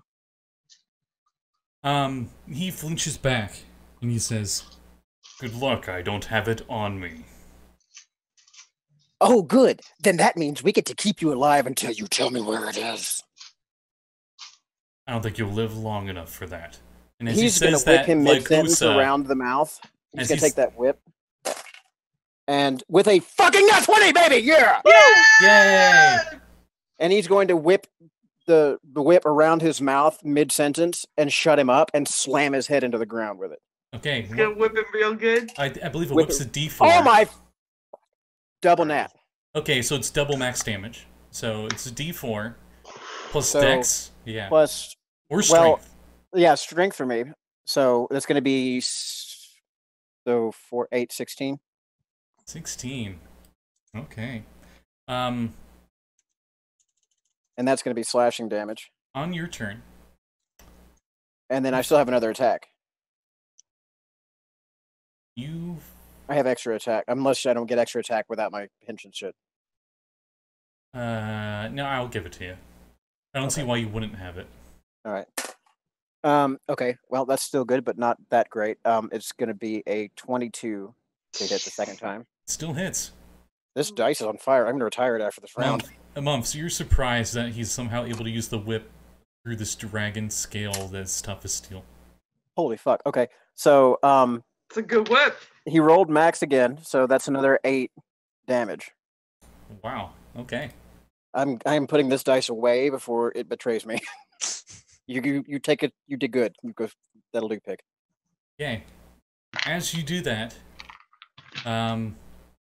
behind you, Lycosa attacks you. What the hell? Oh shit. You don't have your recaster anymore. Okay. That was never a problem before, but all right. Whoever has the recaster controls her. Oh, that bastard. So I'm sorry, but you're gonna have Lycosa roll an attack against you. All right. As you guys see the robot spider behind him go from like green eyes to red eyes, in a very video gamey fashion, and attacks him. Oh no. All right. All right. Yikes. Okay, that's a 21 to hit. That hits.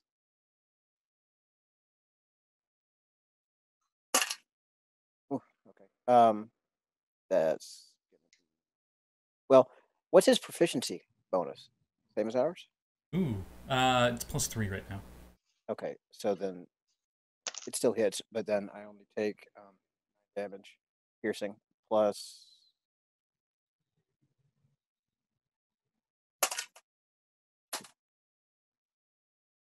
And 6 poison. No, 15 poison. Ouch. Ooh, ow. Okay. Yeah, Lycosa hits like a truck now. Oof. At least Lycosa isn't in dragon form right now. That'd be No. ironic. Mm. And through the spider bite, you're gonna hear him yelling, "Knock the dragon out!" Yeah, got it. On that note, everybody give me perception checks.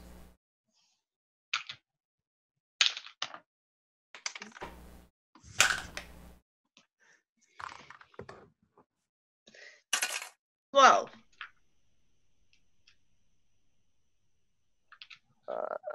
So mine's a 0. 18. Nice, nice. You You're were pretty just like- busy, so it's fine. You're really busy right now. yeah. I got an 18. Okay. What'd Mumps get? Your mic didn't catch that. 15. 15? Okay. Yeah. Mumps and Verm notice a lady in the back of the state. Like, she's just in the back bleachers. And she seems to be looking down at everybody. And she's the one that I sent the picture of. And you notice that she has some weird device in her hand, and she has a very draconic-looking Power Ranger outfit on. Oh, that whore. I thought she changed.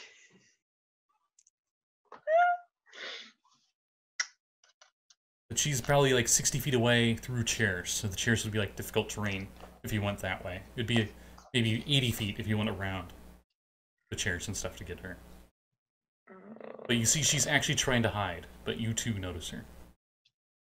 That lady? Yeah, the elf picture. You sent something? Yeah, I know. Do you know that lady? I don't see this picture. Oh, I'll send it again. I forgot that was before you joined on our little vid chat. You should recognize her. You've met her before. That whore! What the fuck are you talking about? I'm right here. Ouch. Since To you're so yourself. strong. Yeah, self-burn. Those are rare. It's your old girlfriend! Which one? I'm not Hertz's girlfriend, you hear her say as she ducks back behind the bleachers. It's the Rocket Clan bitch. You remember her name was Jessica. She's the Ow! Rocket Clan bitch. She has a really I cool... know you have something special. You're mean, lady. Flatten her. Fuck you.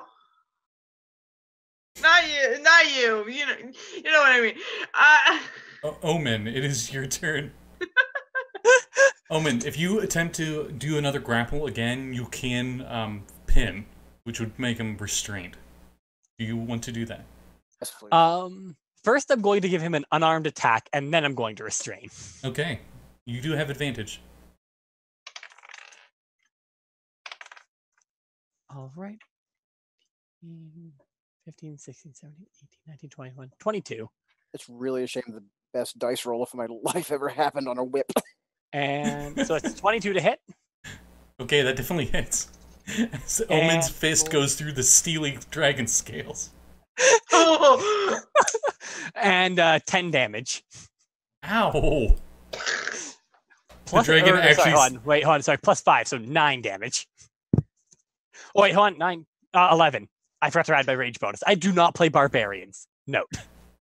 I think you should. You're doing good. Yeah. I play rogues or sorcerers. That's my thing. And then I'll go for the pin. Okay. Those strengths. Well, that's another nat 20. What is the total? 29. Let me check before I say that. 28. Oh, okay. Yeah. The dragon is pinned. And let me just see what bonus actions. I have nothing else for bonus actions. All right, there's my turn. You all... It's probably in awe as you see this medium-sized Always creature awe. pinning down this 20-foot long, maybe 30-foot wingspan dragon to the ground. Oh my god. You just see like the biceps are just like You're just like just keeping it. Please fuck me. Maybe later. You're gonna hear just from the ground, time and a place. But now that the dragon is restrained, all it can do is attempt to get out of it. So another strength saving throw. All right.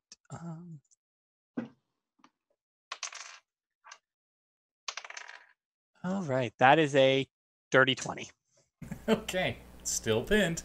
All right, Cage's turn. He goes over to one of the chairs, and he pulls out the chair. He's still raging, by the way, and he hits the dragon with the chair. Yes. He says, "Take that for ruining my show." And that definitely hits. And we'll say a chair is a d6 club. Okay, not bad. 8 damage. Alright. This dragon... Oh my god, yes! This dragon, mostly its head, because you guys have just pretty much been attacking the head, is just beat the shit. Like, it's not dead. It's not close to dead, but it's really beat up. Like, there are clear spots where its scales are missing. And, on that note, it is Hertz's turn.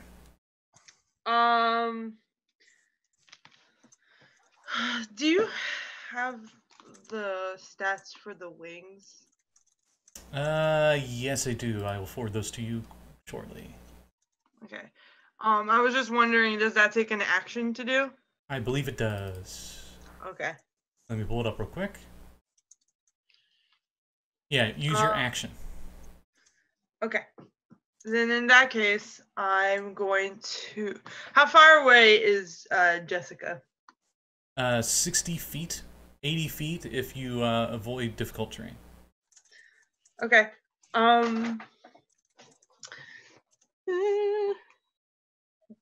Sending you the stuff now. Boop. Thank you. All right, here's what I'm gonna do. I'm gonna move up closer, just a little bit, just close enough so I can cast suggestion on her. Okay. I believe that is a wisdom save. Yes. Yes. Ooh. 21. Oh, for fuck's sake! Yeah, nat 19. Ah, Aw. nothing works. What do you suggest? She hand over the nod morpher. She responds with, "And why should I do that?" Because you owe me, you son of a bitch! I didn't kill you! I don't owe you anything. Just give her a look and give her a middle finger. I'm gonna. As I do that, I turn like I go like, and then I turn to Omen, and I am like, "Can you fuck her up for me?" And I'm gonna give you a hype dice, which is basically bardic inspiration D10. D10. Oh damn. I was supposed to say, you have advantage on like everything plus D10. Yeah. Plus 2. So for you rage. just murder her. It's fine. Mumps, your turn. She stole my son. The dragon is restrained. Words one never thought would hear. So Mumps sees Jessica as a threat, right? And she Oh, wants to yes. be useful. Okay. How far away is she? I'm just gonna say 60 feet. Damn it. Alright. Can I use my spider tattoo to climb on the walls and get close? Yes, you can. Actually, no, that ignores difficult terrain. You can just like step on Climb top over. of the chairs and just like run over there. Oh, Run over there? Yeah. Okay. But still not close enough. How does this look when you activate the spider tattoo? Does it just happen and no one really sees it because it's under your clothes, or does anything dramatic happen? It's not dramatic. She's a small baby, so she doesn't want to be seen really. So she activates it and nothing really happens, but she just goes. And Like a Spider-Man. like a spider. Yeah. Does that take away, like, if I were to do a spell? Like, I can't do a spell this turn because I activated the tattoo. Did it state in those tattoos it required an action of any kind? I do not think Just so. attunement.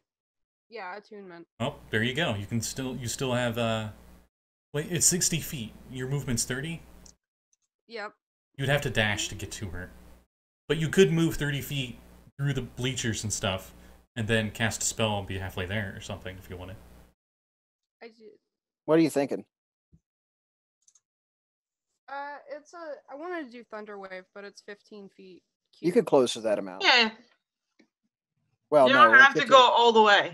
At 15 feet, though, she'd still have to take a dash action to get all the way there. Yeah. She'd have to move at least 45 feet to get in range. Right, I'm just gonna move this round then. This is dash, I guess. Okay. You get right up to her, and she's surprised. What's up? She's like, Do ah! I have Little Forky gnome! on my back? Can Forky be on my back, please? Yeah, of course. He gets up and he points the knife at her face. She reaches for her belt, and you see little spheres on her belt. What I'm imagining right now is Vanellope from Wreck-It Ralph kind of situation. She's got a little candy-themed weasel. Yes. Okay. And, Verm. All right. Do I have any of my inventory still on me? You have access to my sheet, so. Truthfully, what would you keep on you? Probably not a whole lot. That's okay though. Assuming that the fucking spider didn't try to. Now I think about it, Lycosa normally carries most of your stuff, right? Less than you'd imagine, but yes.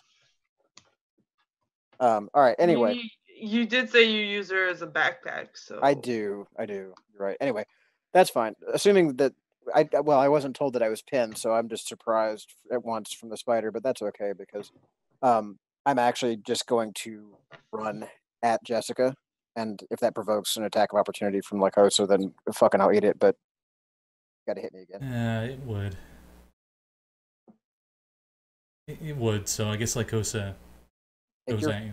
Take your roll. Okay. What's her bonus? What? Her attack bonus. Yeah. Is +8. Okay. Definitely hits with a 25 then. Yes. Okay. So it's 1d6 +8 piercing.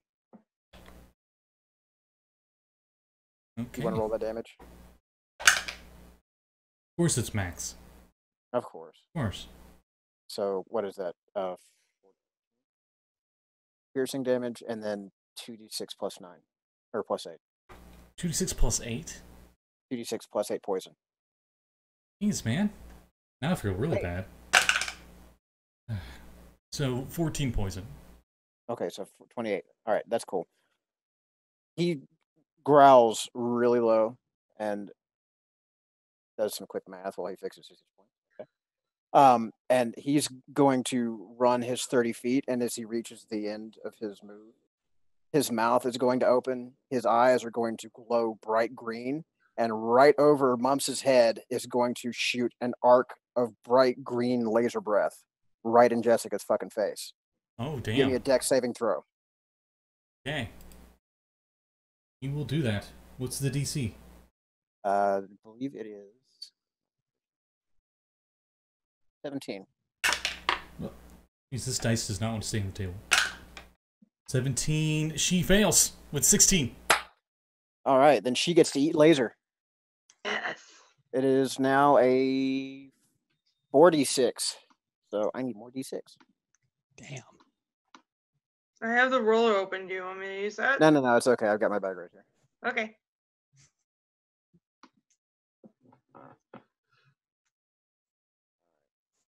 Bitch can eat laser. Oh, hallelujah. Okay, 6, 11, 15, 17. So 17 radiant damage in the face. Ouch. You see almost comical scene. Mumps, as it goes right over your head, the beam, and it just hits her in the face, and her whole face is singed, and her beautiful hair that was curled back is now fringed and pointing straight back from the laser. And you can just see the white of her eyes through the black soot on her face. Excellent. And Omen, back to the luchador that would make Lewis proud. I was gonna say, if they had the luchador, I would have been playing it. Not gonna lie. All right, I guess I'm gonna just keep punching it. Yes. Okay, you have advantage.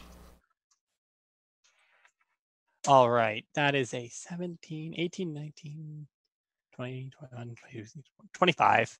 25. All right. And since it's fully restrained now, you do get both your attacks. Sweet. So that is 9 points of damage for the first attack. Okay. Then I'll punch again. All right, that's a 17. 17. Wait. It just does not hit. Damn. Oh well. Actually, I could burn that. I guess I can't now, but yeah. Hold on. Does she still have advantage? That was advantage, yeah. You can burn Hertz's thing, and it would. You were one away, so even if you rolled a 1, okay. 6. So okay. Yeah, you hit then with the second one. 2, 4, 5, 6, 7, 8, 9 points of damage. Jeez, you've done way, I think, more than half of the damage in this dragon. I hit like a truck. I didn't plan this. I did not plan to have a dragon come after me, but I guess I planned for it. I mean, to be fair, most you people always don't. have to be ready for a dragon to attack at any moment. We're in the apocalypse, goddammit. That's true. You can't help but notice, since you've been on this dragon for a while, and you're on its neck, pretty much. You see that it has like frills on the back of its neck, and they're glowing blue. And there's like one wave that's glowing blue, and then a second one. You just see as you're finishing your flurry of punches also starts to glow blue as well.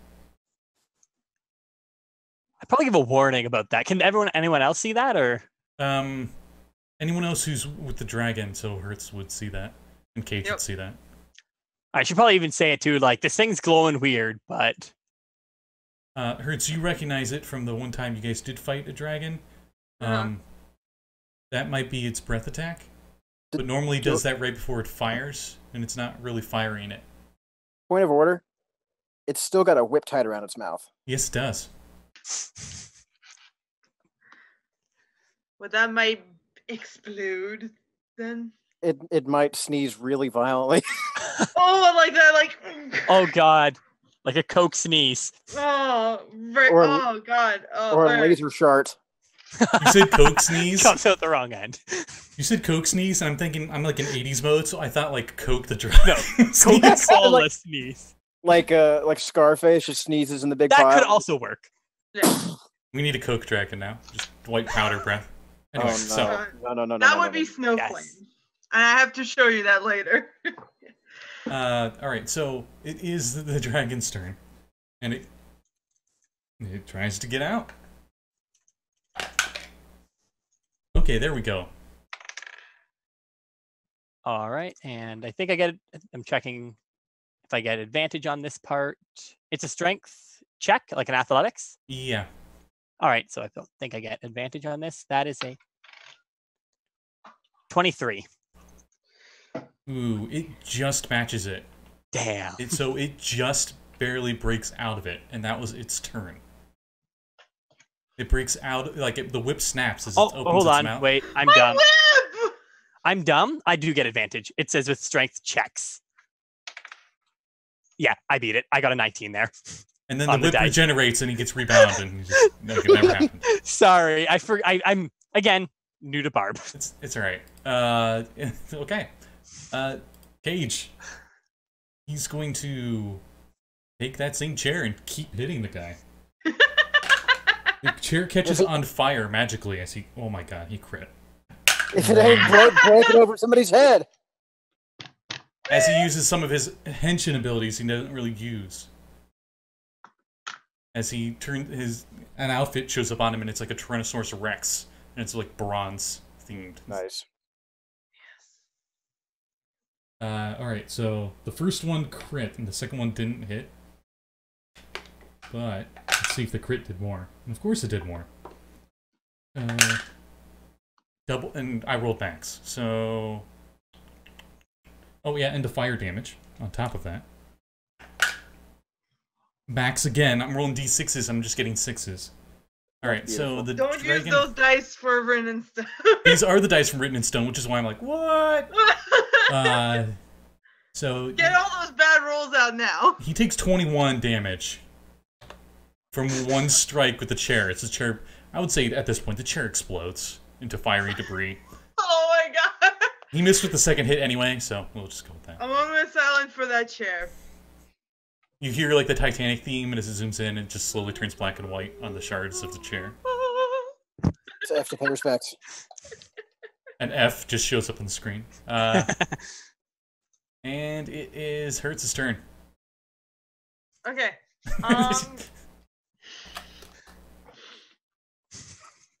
Is it still restrained? Yeah, somehow. It looked really, really hurt. I'm gonna Womp Blast. Yes. Is that normally a save? Or is it a save? Or is it an attack roll? You know, I would say you would know in character. Things that are restrained automatically fail dex saves. So if you have anything that's like a dex save, Right. this would be the time to do it.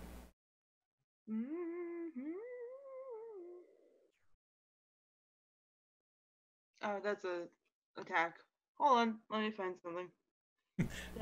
Hertz is like, oh no, wait, and like hits like rewind on her Walkman. Wait.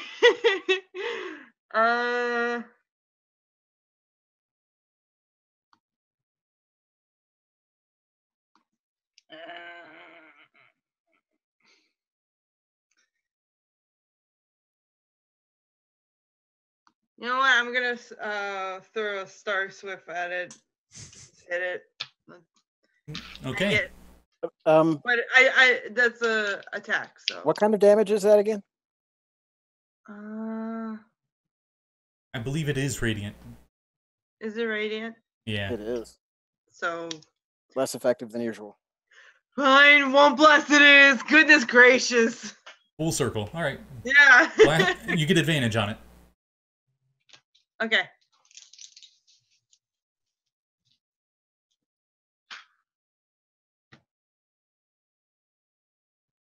You remember, No. you still have to think at least 2 nat 20s. You know what? Yeah, let's do that. Nat 20. Let's go. Okay. Roll d20. See if you do more damage. You failed me all dice. I got 7. Okay. Well, it still does max. So what's the max on your roll blast?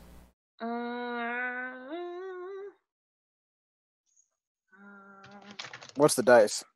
It's a 44. Oh wow. 16. So 16. 16, yeah. Wow. Okay. You whoop the blast out of it. Its ear holes are bleeding. Nice. Yeah, I'm gonna give my final hype dice to Mumps. Yay. I was just like, you go get them, Weasel! Give it to the weasel, not her. You give the dice to the weasel. Yeah. The weasel crits with a dagger. Yeah! I'm hoping. I really hope so. It is Mumps' turn. Oh shoot. Okay. You're right up in her grill now. Like she's like, whoa. Can I sneakily tell Fork Brain to stab her in the heel or something? In the leg? Do you? Like, are you trying to do like a called shot or just telling him to attack? Just telling him to attack. Okay. He'll attack just normal. So, Dex or Strength modifier for the weasel. I think you'd probably use Dex. Well, it's a finesse weapon, so Yeah. Dex would probably be better. I think so. Yeah. He goes for those precision shots. He's small, but he protect. He attack. Mm-hmm. Let's see. I would think he would have rat stats, but I don't have them on me at the moment.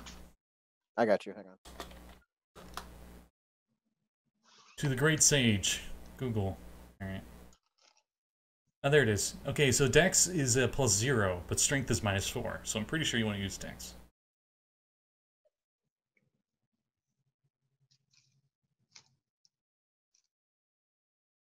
I can't hear you, I'm sorry. 6.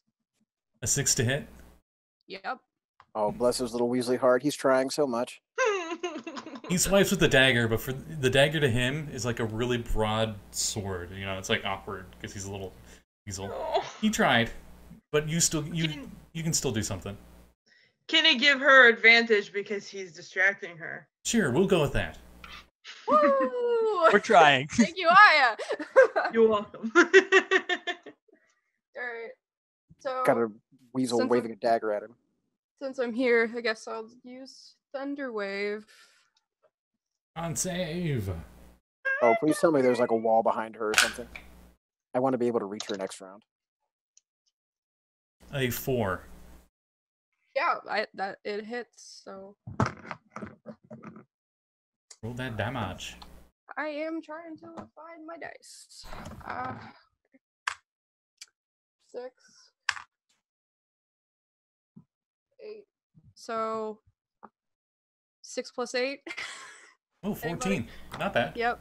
Let's see. Yeah. Quick maths. All right. You knock her back 10 feet, right? And she's prone, Yeah. I'm pretty sure. So she goes flying back into the wall. Then lands. Well, that puts her out of range of me. Sorry. I finally did something! Good job! Woo! And she Yes! and she uses half her move to get up, rubs the blood off her nose, and she runs up to you, Mumps. And she looks at you angrily, but suddenly you hear something behind you. Give me a wisdom saving throw. 11. Okay, you pass. She cast a spell to get you to look behind you. Didn't work. I know. So that you're good. spell. That was her turn. Ha! I'm the Mumps! What? And Oh, but Lycosa is she's gonna. back into range. Okay. And Lycosa, without any other commands, is probably gonna go for the nearest target, which is no longer Verm but Cage. Oh. So Sorry. So he jumps after Cage. She Okay. jumps after Cage. You want me to roll that one? Is her stats on Lycosa sheet PDF? Yeah, but it's with my bonuses because we take proficiency bonus for Zords. Right. So since her proficiency is 1 less, then it's going to be 8s instead of 9s. Okay. Whoop. Bumping my mic. Okay, she definitely hits with the 24. Or she's on fire. She's a good spider most of the time. But she rolls minimum damage in the piercing. And yeah, okay, so she jumps up and she bites Cage. He's like, ah! She's just on his back. I was forgetting to make con saves against the poison. My bad. DC 13 Oh, right. for half. Oh, he failed, of course. He got an at 3. Of course. No, I failed because I forgot to. So It is what it is. And back over to Omen. This dragon looks like it's like another 2 punches, maybe even 1 really good punch, and this thing will be out. Well, there's 2 things that she knows, and it's punching stuff. Both are fists. She's gonna go for. All right. That is a 24. Okay, hell yes. that definitely hits.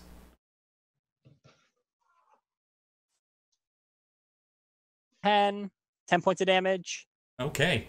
The dragon falls down lifelessly. As you hear a crack in it, and those lights in the glands in the back in the neck just like turn off. And then I guess I'll let go of the I guess I'm letting go of the dragon from that. And You still have your move and another attack, and Cage / Lycosa is 10 feet away. all right, I'll move to Lycosa and grapple Lycosa. Okay. Ah! Please don't break her, spider. All right. And yep, advantage. All right, 16, 17, 18, 19, 20, 21, 22, 23, God. 24. Oh god, you pass. 17. If you were curious. I rolled a 17, so Like have you played Mass Effect?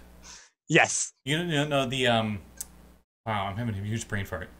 The Reapers, right? I think that's what they're called. Yeah. Yep. You like that bass cannon noise? Yep. Like her eyes glare at you, and it's like whoom, and you just rip her off like it was nothing. You tried to look intimidating, didn't work. All right, so that's your turn, as you now have her grappled. Jeez, man, holy crap! I'm so glad it took Grappler as a feat. Yeah. Dragon's turn. Very nice. Okay, it is Cage's turn. Is it dead? Yeah. Oh, jeez. And Cage Ooh. grabs another chair. Me oh my goodness. And right? as you're like holding Lycosa like this, he non-lethally hits it with the chair. Dice, calm down. Oh, come on. Okay, so he goes to swing, and Lycosa has 8 legs, right? And you're like holding 4 of them. The other 4 come up and like block his attack. See. Oh no. Okay. Oh yeah, he gets 2. No, he got 1 better, which is still nowhere. Nat 3 and a Nat 4. So, all right, it is Hertz's turn. Okay, so the dragon's been dealt with. Mhm. Cage is getting attacked by Lycosa. He says, "Don't worry about me. Go help them." Don't break my spider. Yeah. I'm trying don't- not to. You know. Probably should take care of Jessica. And I'm gonna throw contagious beats at her. Okay. Oh no, I can't do that. She's too far away. God damn it. Hertz, why are all your spells useless? You're the worst. There we go. Okay. I like think Hertz just looks over at her, and like the camera's over where Jessica's at, and it like zooms in on Hertz's face across the bleachers and stuff, and just plays in the arms of an angel. And Hertz just looks really sad.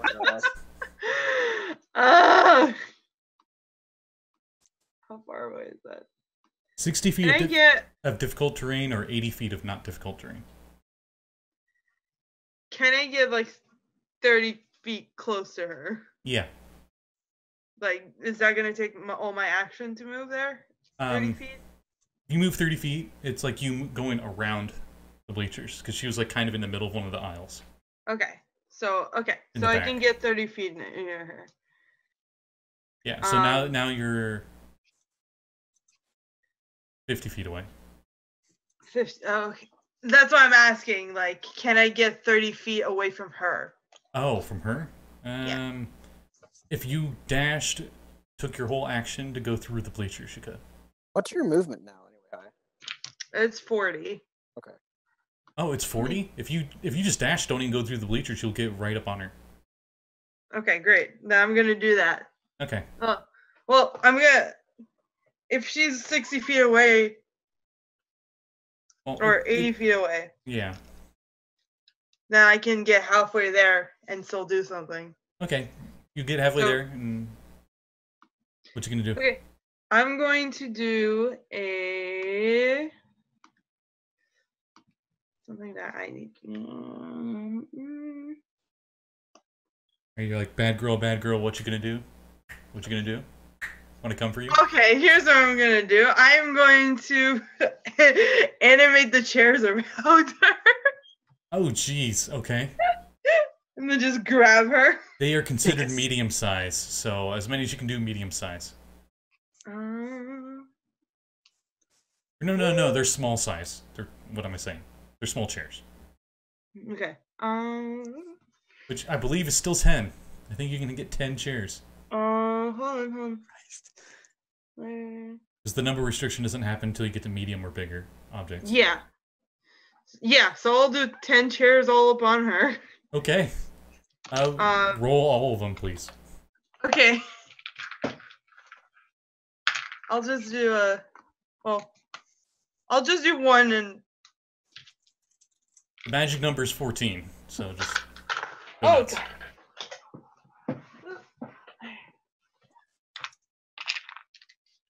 As she's like, oh no. Yeah. It's a swarm Yeah, of chairs yeah. just comes up. Mumps, one of the chairs is gonna like you're like in between her and Lycosa, and the chair looks like it was gonna walk over top of you, and then it like stops and like gently walks around you. Okay, so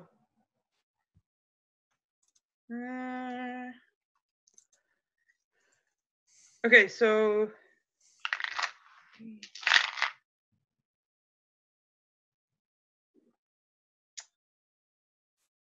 um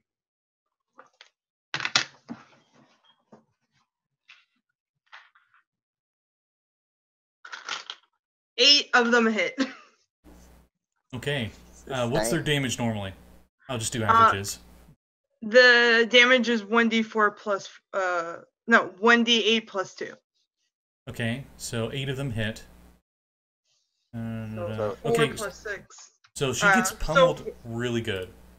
Like she's like got like black eye and stuff, you know. And I'm gonna be like, now tell me where Magneto is, or I will fucking beat you.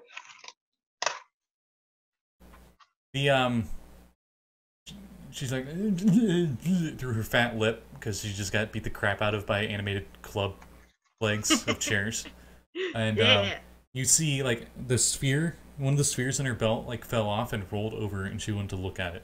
She was looking at it. Verm, grab that. The ball. Grab the ball. You grab the ball. Sir. I'm not close to it. Mumps, you're right next to it. Mumps grabs the ball. Okay. You see there's a little button on it.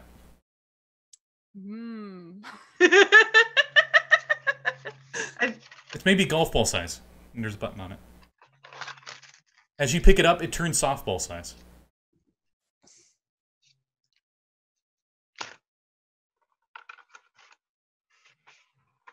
Do I think it's evil? What kind of gnome are you? Are you a tinker gnome? A rock gnome? Rock gnome, yep. Okay, give me a history check at advantage. Using your rock gnome history gadget trait that they got. 16. Okay, you know that this is a capture device. It's able to capture creatures in it. So I don't press the button. If you press the button, it would release whatever's in it. Or if it was empty, which you know it's not, you could throw it at something and it could attempt to capture it. Okay, can I throw it at Jessica? Sure. Roll a non-proficient dex ranged attack. There is something in it. Yeah, I was going to say, it is not full explicitly. But yeah, if you wanted to bean her in the face with it. What was it? What? I mean, like, what? It's just dex? Just your dex bonus, no proficiency. Oh. Unless you're proficient with throwing balls. I'm not. 5. A 5? 5. It just pathetically, harmlessly binks off the side of her head.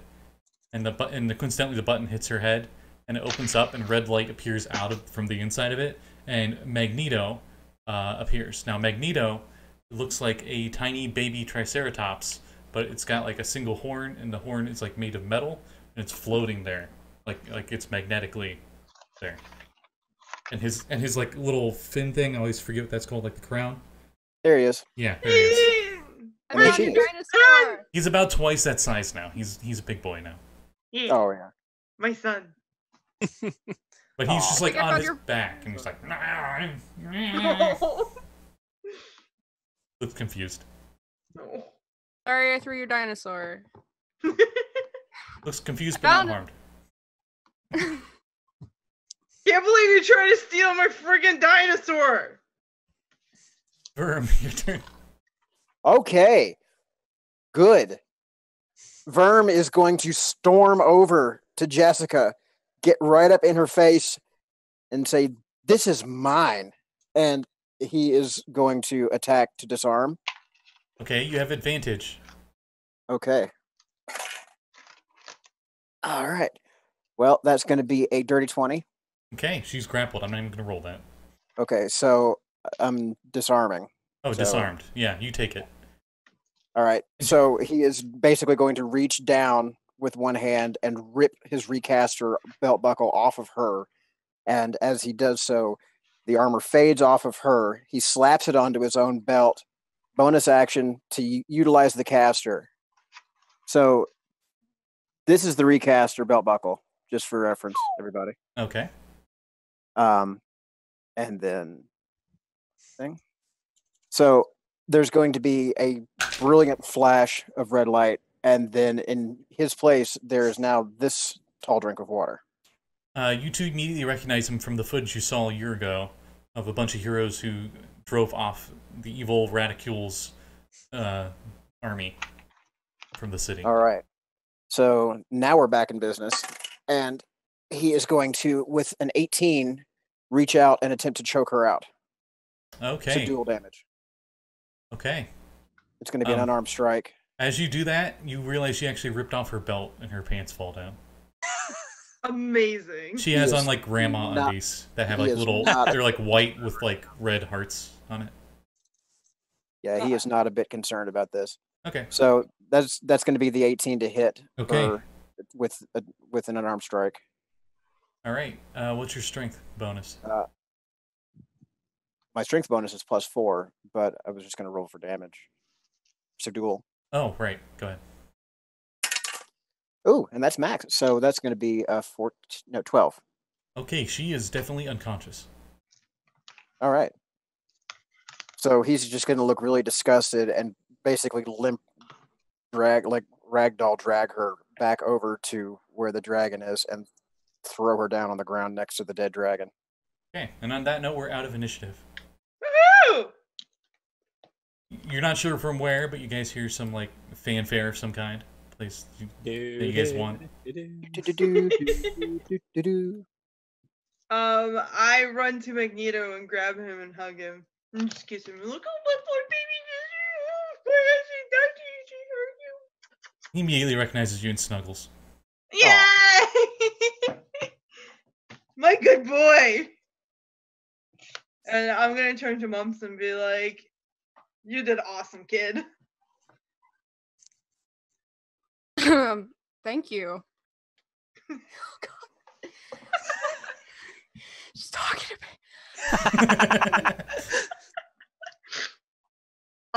Yeah. The moment's immediately ruined as you hear like some like gross, disgusting stuff comes out of the dragon's mouth. Excellent. Hey, we should probably grab that for like armor or whatever, because Yas like to fiddle with that shit. And you see that cloak from before on the ground, covered in dragon saliva. It's very elven. It looks like it's made of leaves. It's got a hood on it. I take it. Okay, it's an elven cloak. Excellent. I'm gonna take it and I'm gonna be like, a little bedazzlement, just a little bit of like sprucing up. Now you know in like 90s movies where it has like when they have like slime on things, it's always ridiculously over the top amount of slime. Like this is like clear slime. Like, ugh, disgusting. Yeah, it's gross. But like, Verm. What? Can you imagine it with like a little bit of sparkles and like with like the lining of my cape and just like a little bit of sprucing up? I think it'll look so fabulous. He's just gonna look at her for a long beat, and then he's gonna look over at Lycosa and kind of you hear that tink of his eyebrow horn hitting the helmet on the inside again. Thoughts? Yes? No? Yeah. As this is going on, Omen, you can't help but notice the unconscious elf that they subdued has on this really badass looking gauntlet. Looks like it's really good for punching things. She'll immediately. So she would have let go of the spider once it stopped being evil. Oh yeah, its eyes turn green and it just looks at you, and its abdomen like wags back and forth. Oh. Aw. She'll put it back down, and then she'll go check out the gauntlet. You pick it up. It is a power fist. So bad. Now, if you no, it's like the Fallout power fist. That's an actual weapon. Oh, I know what you meant. And I'm trying to find its stats. Give me a second. Or no, sorry, it's a power gauntlet. It's a D8. And a creature needs to make a DC 13 strength save, or takes 2d6 thunder damage and push back 10 feet. Sorry, what save? Strength saving throw, DC 13. All right, and then, or they get pushed back? They get pushed back 10 feet and take 2d6 thunder. But if they succeed, it's only half damage and not the pushback. All right. It has a really cool like controller on the side of it. You know, you're not sure how useful that controller could be, but it's there. She'll look at it and then, cool. And then she'll walk off to find her bag. Okay. Hertz will come up to her and be like, dude, that was so awesome. You just like suplexed a fucking dragon. That's rad as hell. She'll flash at Hertz a grin and a wink and say, "No big deal." What are you talking about? That's I have to say that was pretty metal. This is Cage. yeah. I want you in my band. My goodness, yes. You two are awesome. I love you. Yes, you did a great job there, Mumps. I didn't do anything as good as. Sorry, I'm channeling Jamie right now. Hang on. Yeah, I did pretty awesome. Jamie, what are you doing here? What is Jamie here for? What is this human child doing there? Vern's actually going to walk up to Mumps. And so, yeah, you're a gnome, right? So you're like 2 foot nothing, right? Yeah, 3 foot something. 3 foot something. She's 7 So foot in this- heart. Yeah, so this 6'8" red and black skyscraper is going to walk over to you.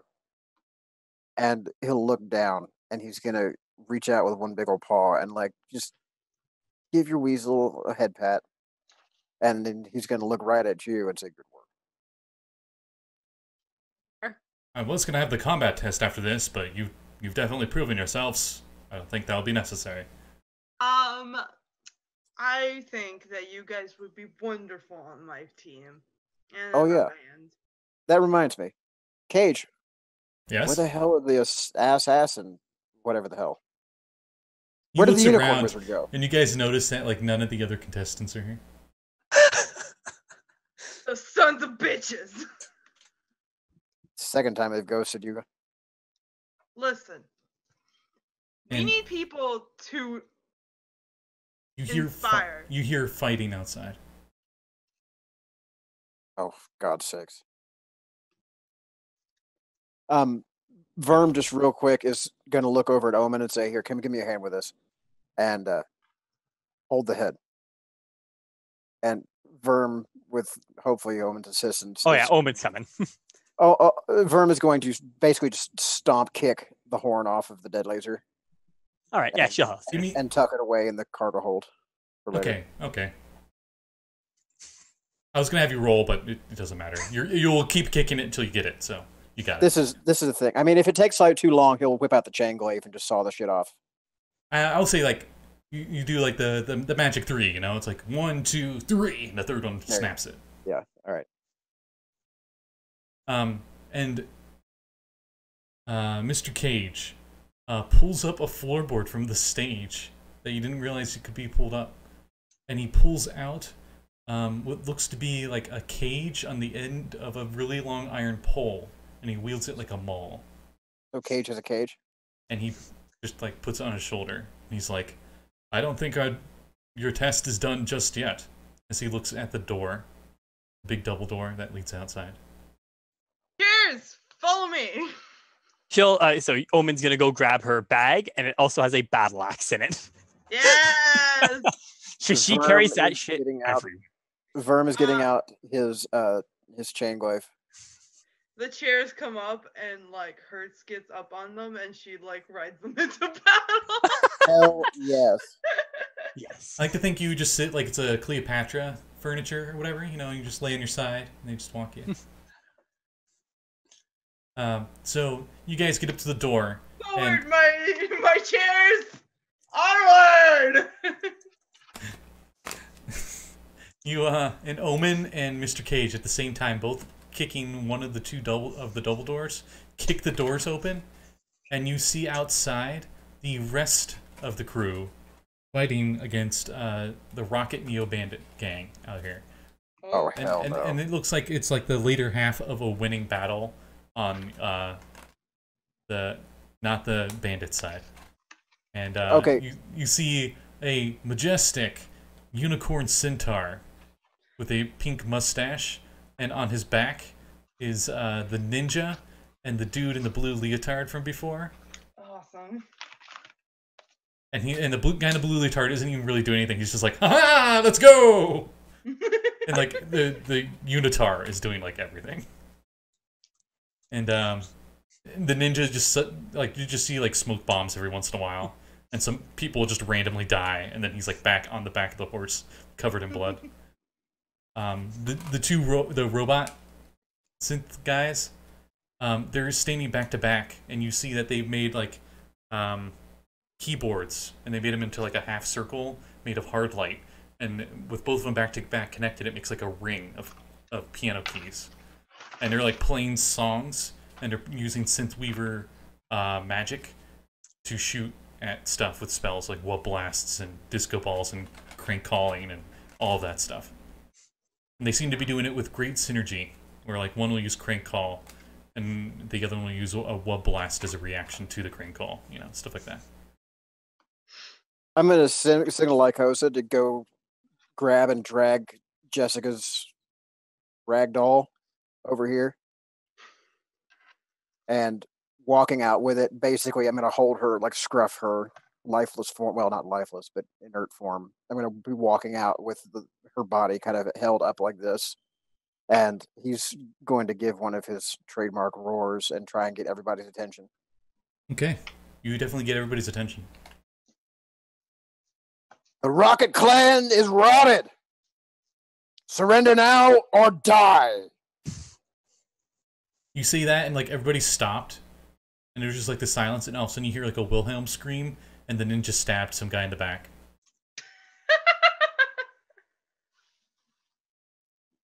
Thank you, Ryan. And then the Rocket Clan guys go to put their hands up, and then the ninja just like goes like this, and then there are like 5 of them, and all 5 of them stab the 5 remaining bandits and kill them instantly. Oh. Told you so. Great job, Ninja Ryan. I knew I could count on you. This is easier than I thought. Man. Everybody give me perception checks. Nat 20. As you're outside in the night sky. Dirty 20, actually. In the middle of a city. A big city with night lights going. 4? I have horrible perception. I'm a -2. I mean, you make up for it for everything else. Do you think that she has like she needs prescription glasses, but she's just like too she's like, no, I'm not getting those. She's too metal. She's too. Yeah. She had them break a couple times. Now she's given up on it. Or she has like really dainty ones. She's just like, I can't wear these in battle. Gotta get you some contacts. Yeah. Got a nat 1. Oh boy. You're distracted by. You're probably distracted by the ninja. He's pretty scary. That's the one you were staring down earlier, wasn't it? No. Yes, it was. Oh, well, I stared down the ninja. He stares back. Give me an insight check. I'm not gonna pass this. I have a 6. Okay. Oh, You no, guys- 5. Sorry. You guys continue your stare down for a bit. He beat you last time after 10 minutes or something, so you guys will be doing this for a bit. When all of you just are distracted, and unfortunately this was enough to make Omen blink. As there's a flash in the sky for just a brief Well, I moment. got nat 20. Okay. You see up in the sky the moon. Full moon. It's clearly there. And you swear you could just see it move. And then like the second you realize it like shook, there's a flash of light. And that's when everybody else notices. And you see the moon, the side facing you, explodes.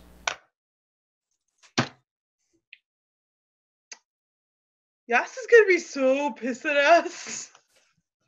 I don't. And think it's that just was our like fault. the half of it that exploded is slowly drifting away from it into multiple chunk pieces. Wow. And Verm, you feel a connection lost from the grid. Oh. What? And we will end our session there. Oh my god! His parents are so dead! Wait, no. A Wunari shows up, a Visca shows up, and she's like, guys, where's Yost? And she looks really worried. And then that's when the moon blows up. Oh my god! No! What? What? Where the hell were they? What? Why is Yost on the moon? Oh my god. Son of a bitch. On that note, we'll go with the guests first. Guests, thank you so much for joining us. It's a pleasure to have you. For having us. Normally at the very end, we do plugs. So if you guys got any plugs for shows or projects you're working on within the next week, or maybe just your Twitter tags or whatever, you can go ahead. We'll start with Callie. So my Twitter is @CappedCallie. I normally post about dice camera action, and I draw a lot. And I'm on Written in Stone with Scotty and I. So be sure to check that out. It is so fun, and next episode is gonna be amazing. Well, the episode that's coming out this week. Totally not a few crit fails at all. Nope. Everybody did absolutely wonderful, and nobody failed to see anything. Totally. Especially not things in the deep dark sea. Yeah. Yeah, Written in Stone is coming back on Wednesday, and then next week, the week after that, we're also gonna have our Christmas special. So, holiday special. I don't know if it's gonna be Christmas, but it's definitely gonna be sad. And it's definitely gonna include a character that is here right now. So. Oh boy. Jamie's already sad. Don't do it. I didn't say it was Jamie. Okay. Oh no, why? Vex. Oh god. You'll find I'm on Twitter. I'm Bexy Hexy, and I post a bunch of random stuff. Sometimes food, sometimes all this stuff. And we'd be running this Sunday. I'd be running D&D game with the Fractured Moon group I have, but unfortunately, I don't think we're running. If not, it'll be a side game that's Fractured Moon D&D on Twitch, and we'll be running, if we're running, at 9:00 EST. They're good beans over there. Cool. This is probably the first time the guest characters didn't make me upset, so Oh, wow. good job. That was kind of my goal. Yeah. I made the thing. I said, like, when you're like, every guest character came on has just been there to mess with Hertz. I'm like, I'll make a character that messes with Hertz, but in a good way. I love it. Thank you. Also, Dungeon Academy hopefully is on Sunday at 6:30 Eastern Standard Time. Hopefully we get to do some more Eberron fun time, exciting shit, and not die on a train. On what channel? That would be great. On what channel, might I ask? On Power Score RPG, my dude. Oh, why, thank you. Where you can also find Scotty's Dragon Heist game, which is fantastic, and I love all the Totally characters. not all evil scumbags. Especially me. Listen, only 50% of you are evil scumbags. I'm not gonna say who, but Does it rhyme with Nami and Jim? okay. I'm just saying Yami can be good, only she just hangs out with really stupid people. Okay. Well, tomorrow we come back on this channel at 7:00 p.m. Eastern Standard for my friend Blake's campaign, The Slayers: Tales of More Chaos, on his Dieselpunk world. and I'll be playing as a tinker gnome named Kobe Sparks, owner of Sparks Industries. I'm totally not working on an Iron Man project.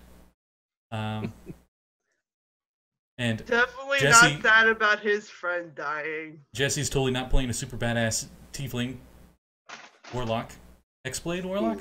Yes, that's right. She's a tiefling lost in the dimension. She's sliding from plane to plane until she can find her way home, and Yeah. now she's made a new deal with the local power, and it's getting weird and spoopy. Yeah. So we'll see what happens in the dream realm or wherever we're going to be next time tomorrow. And then Sunday mornings at 9:00 a.m. Eastern Standard, Kevin, who wasn't here today, he DMs for the Dragon Heist game there. And totally don't play. Which is about your Cubians. Totally don't play a really dumb tiefling who gets himself into more trouble than he should. Alright. And then next week, because of the holidays and a lot of people having meeting up with family and traveling, there's not going to be any games. So all 3 games aren't going to happen next week, unfortunately. But we should be back the week after that. I'll be here. Same. It just sounded really sad for some reason. Just like, I'll just be I'll sitting be here. I'll be online on all next weekend, being sad because everybody's on vacation and I'm the one Jewish person here. So Well, okay. All around me are familiar faces. Worn out places. Just got like a no wait, okay. Worn out places. Totally forgot I poured myself some ale today. Oh well. Anyway, so yeah, we'll call the stream here, and hopefully we'll get more guests in the future in this amazing world of Retroverse. Yeah. Yay! Bye everybody. Bye. See ya.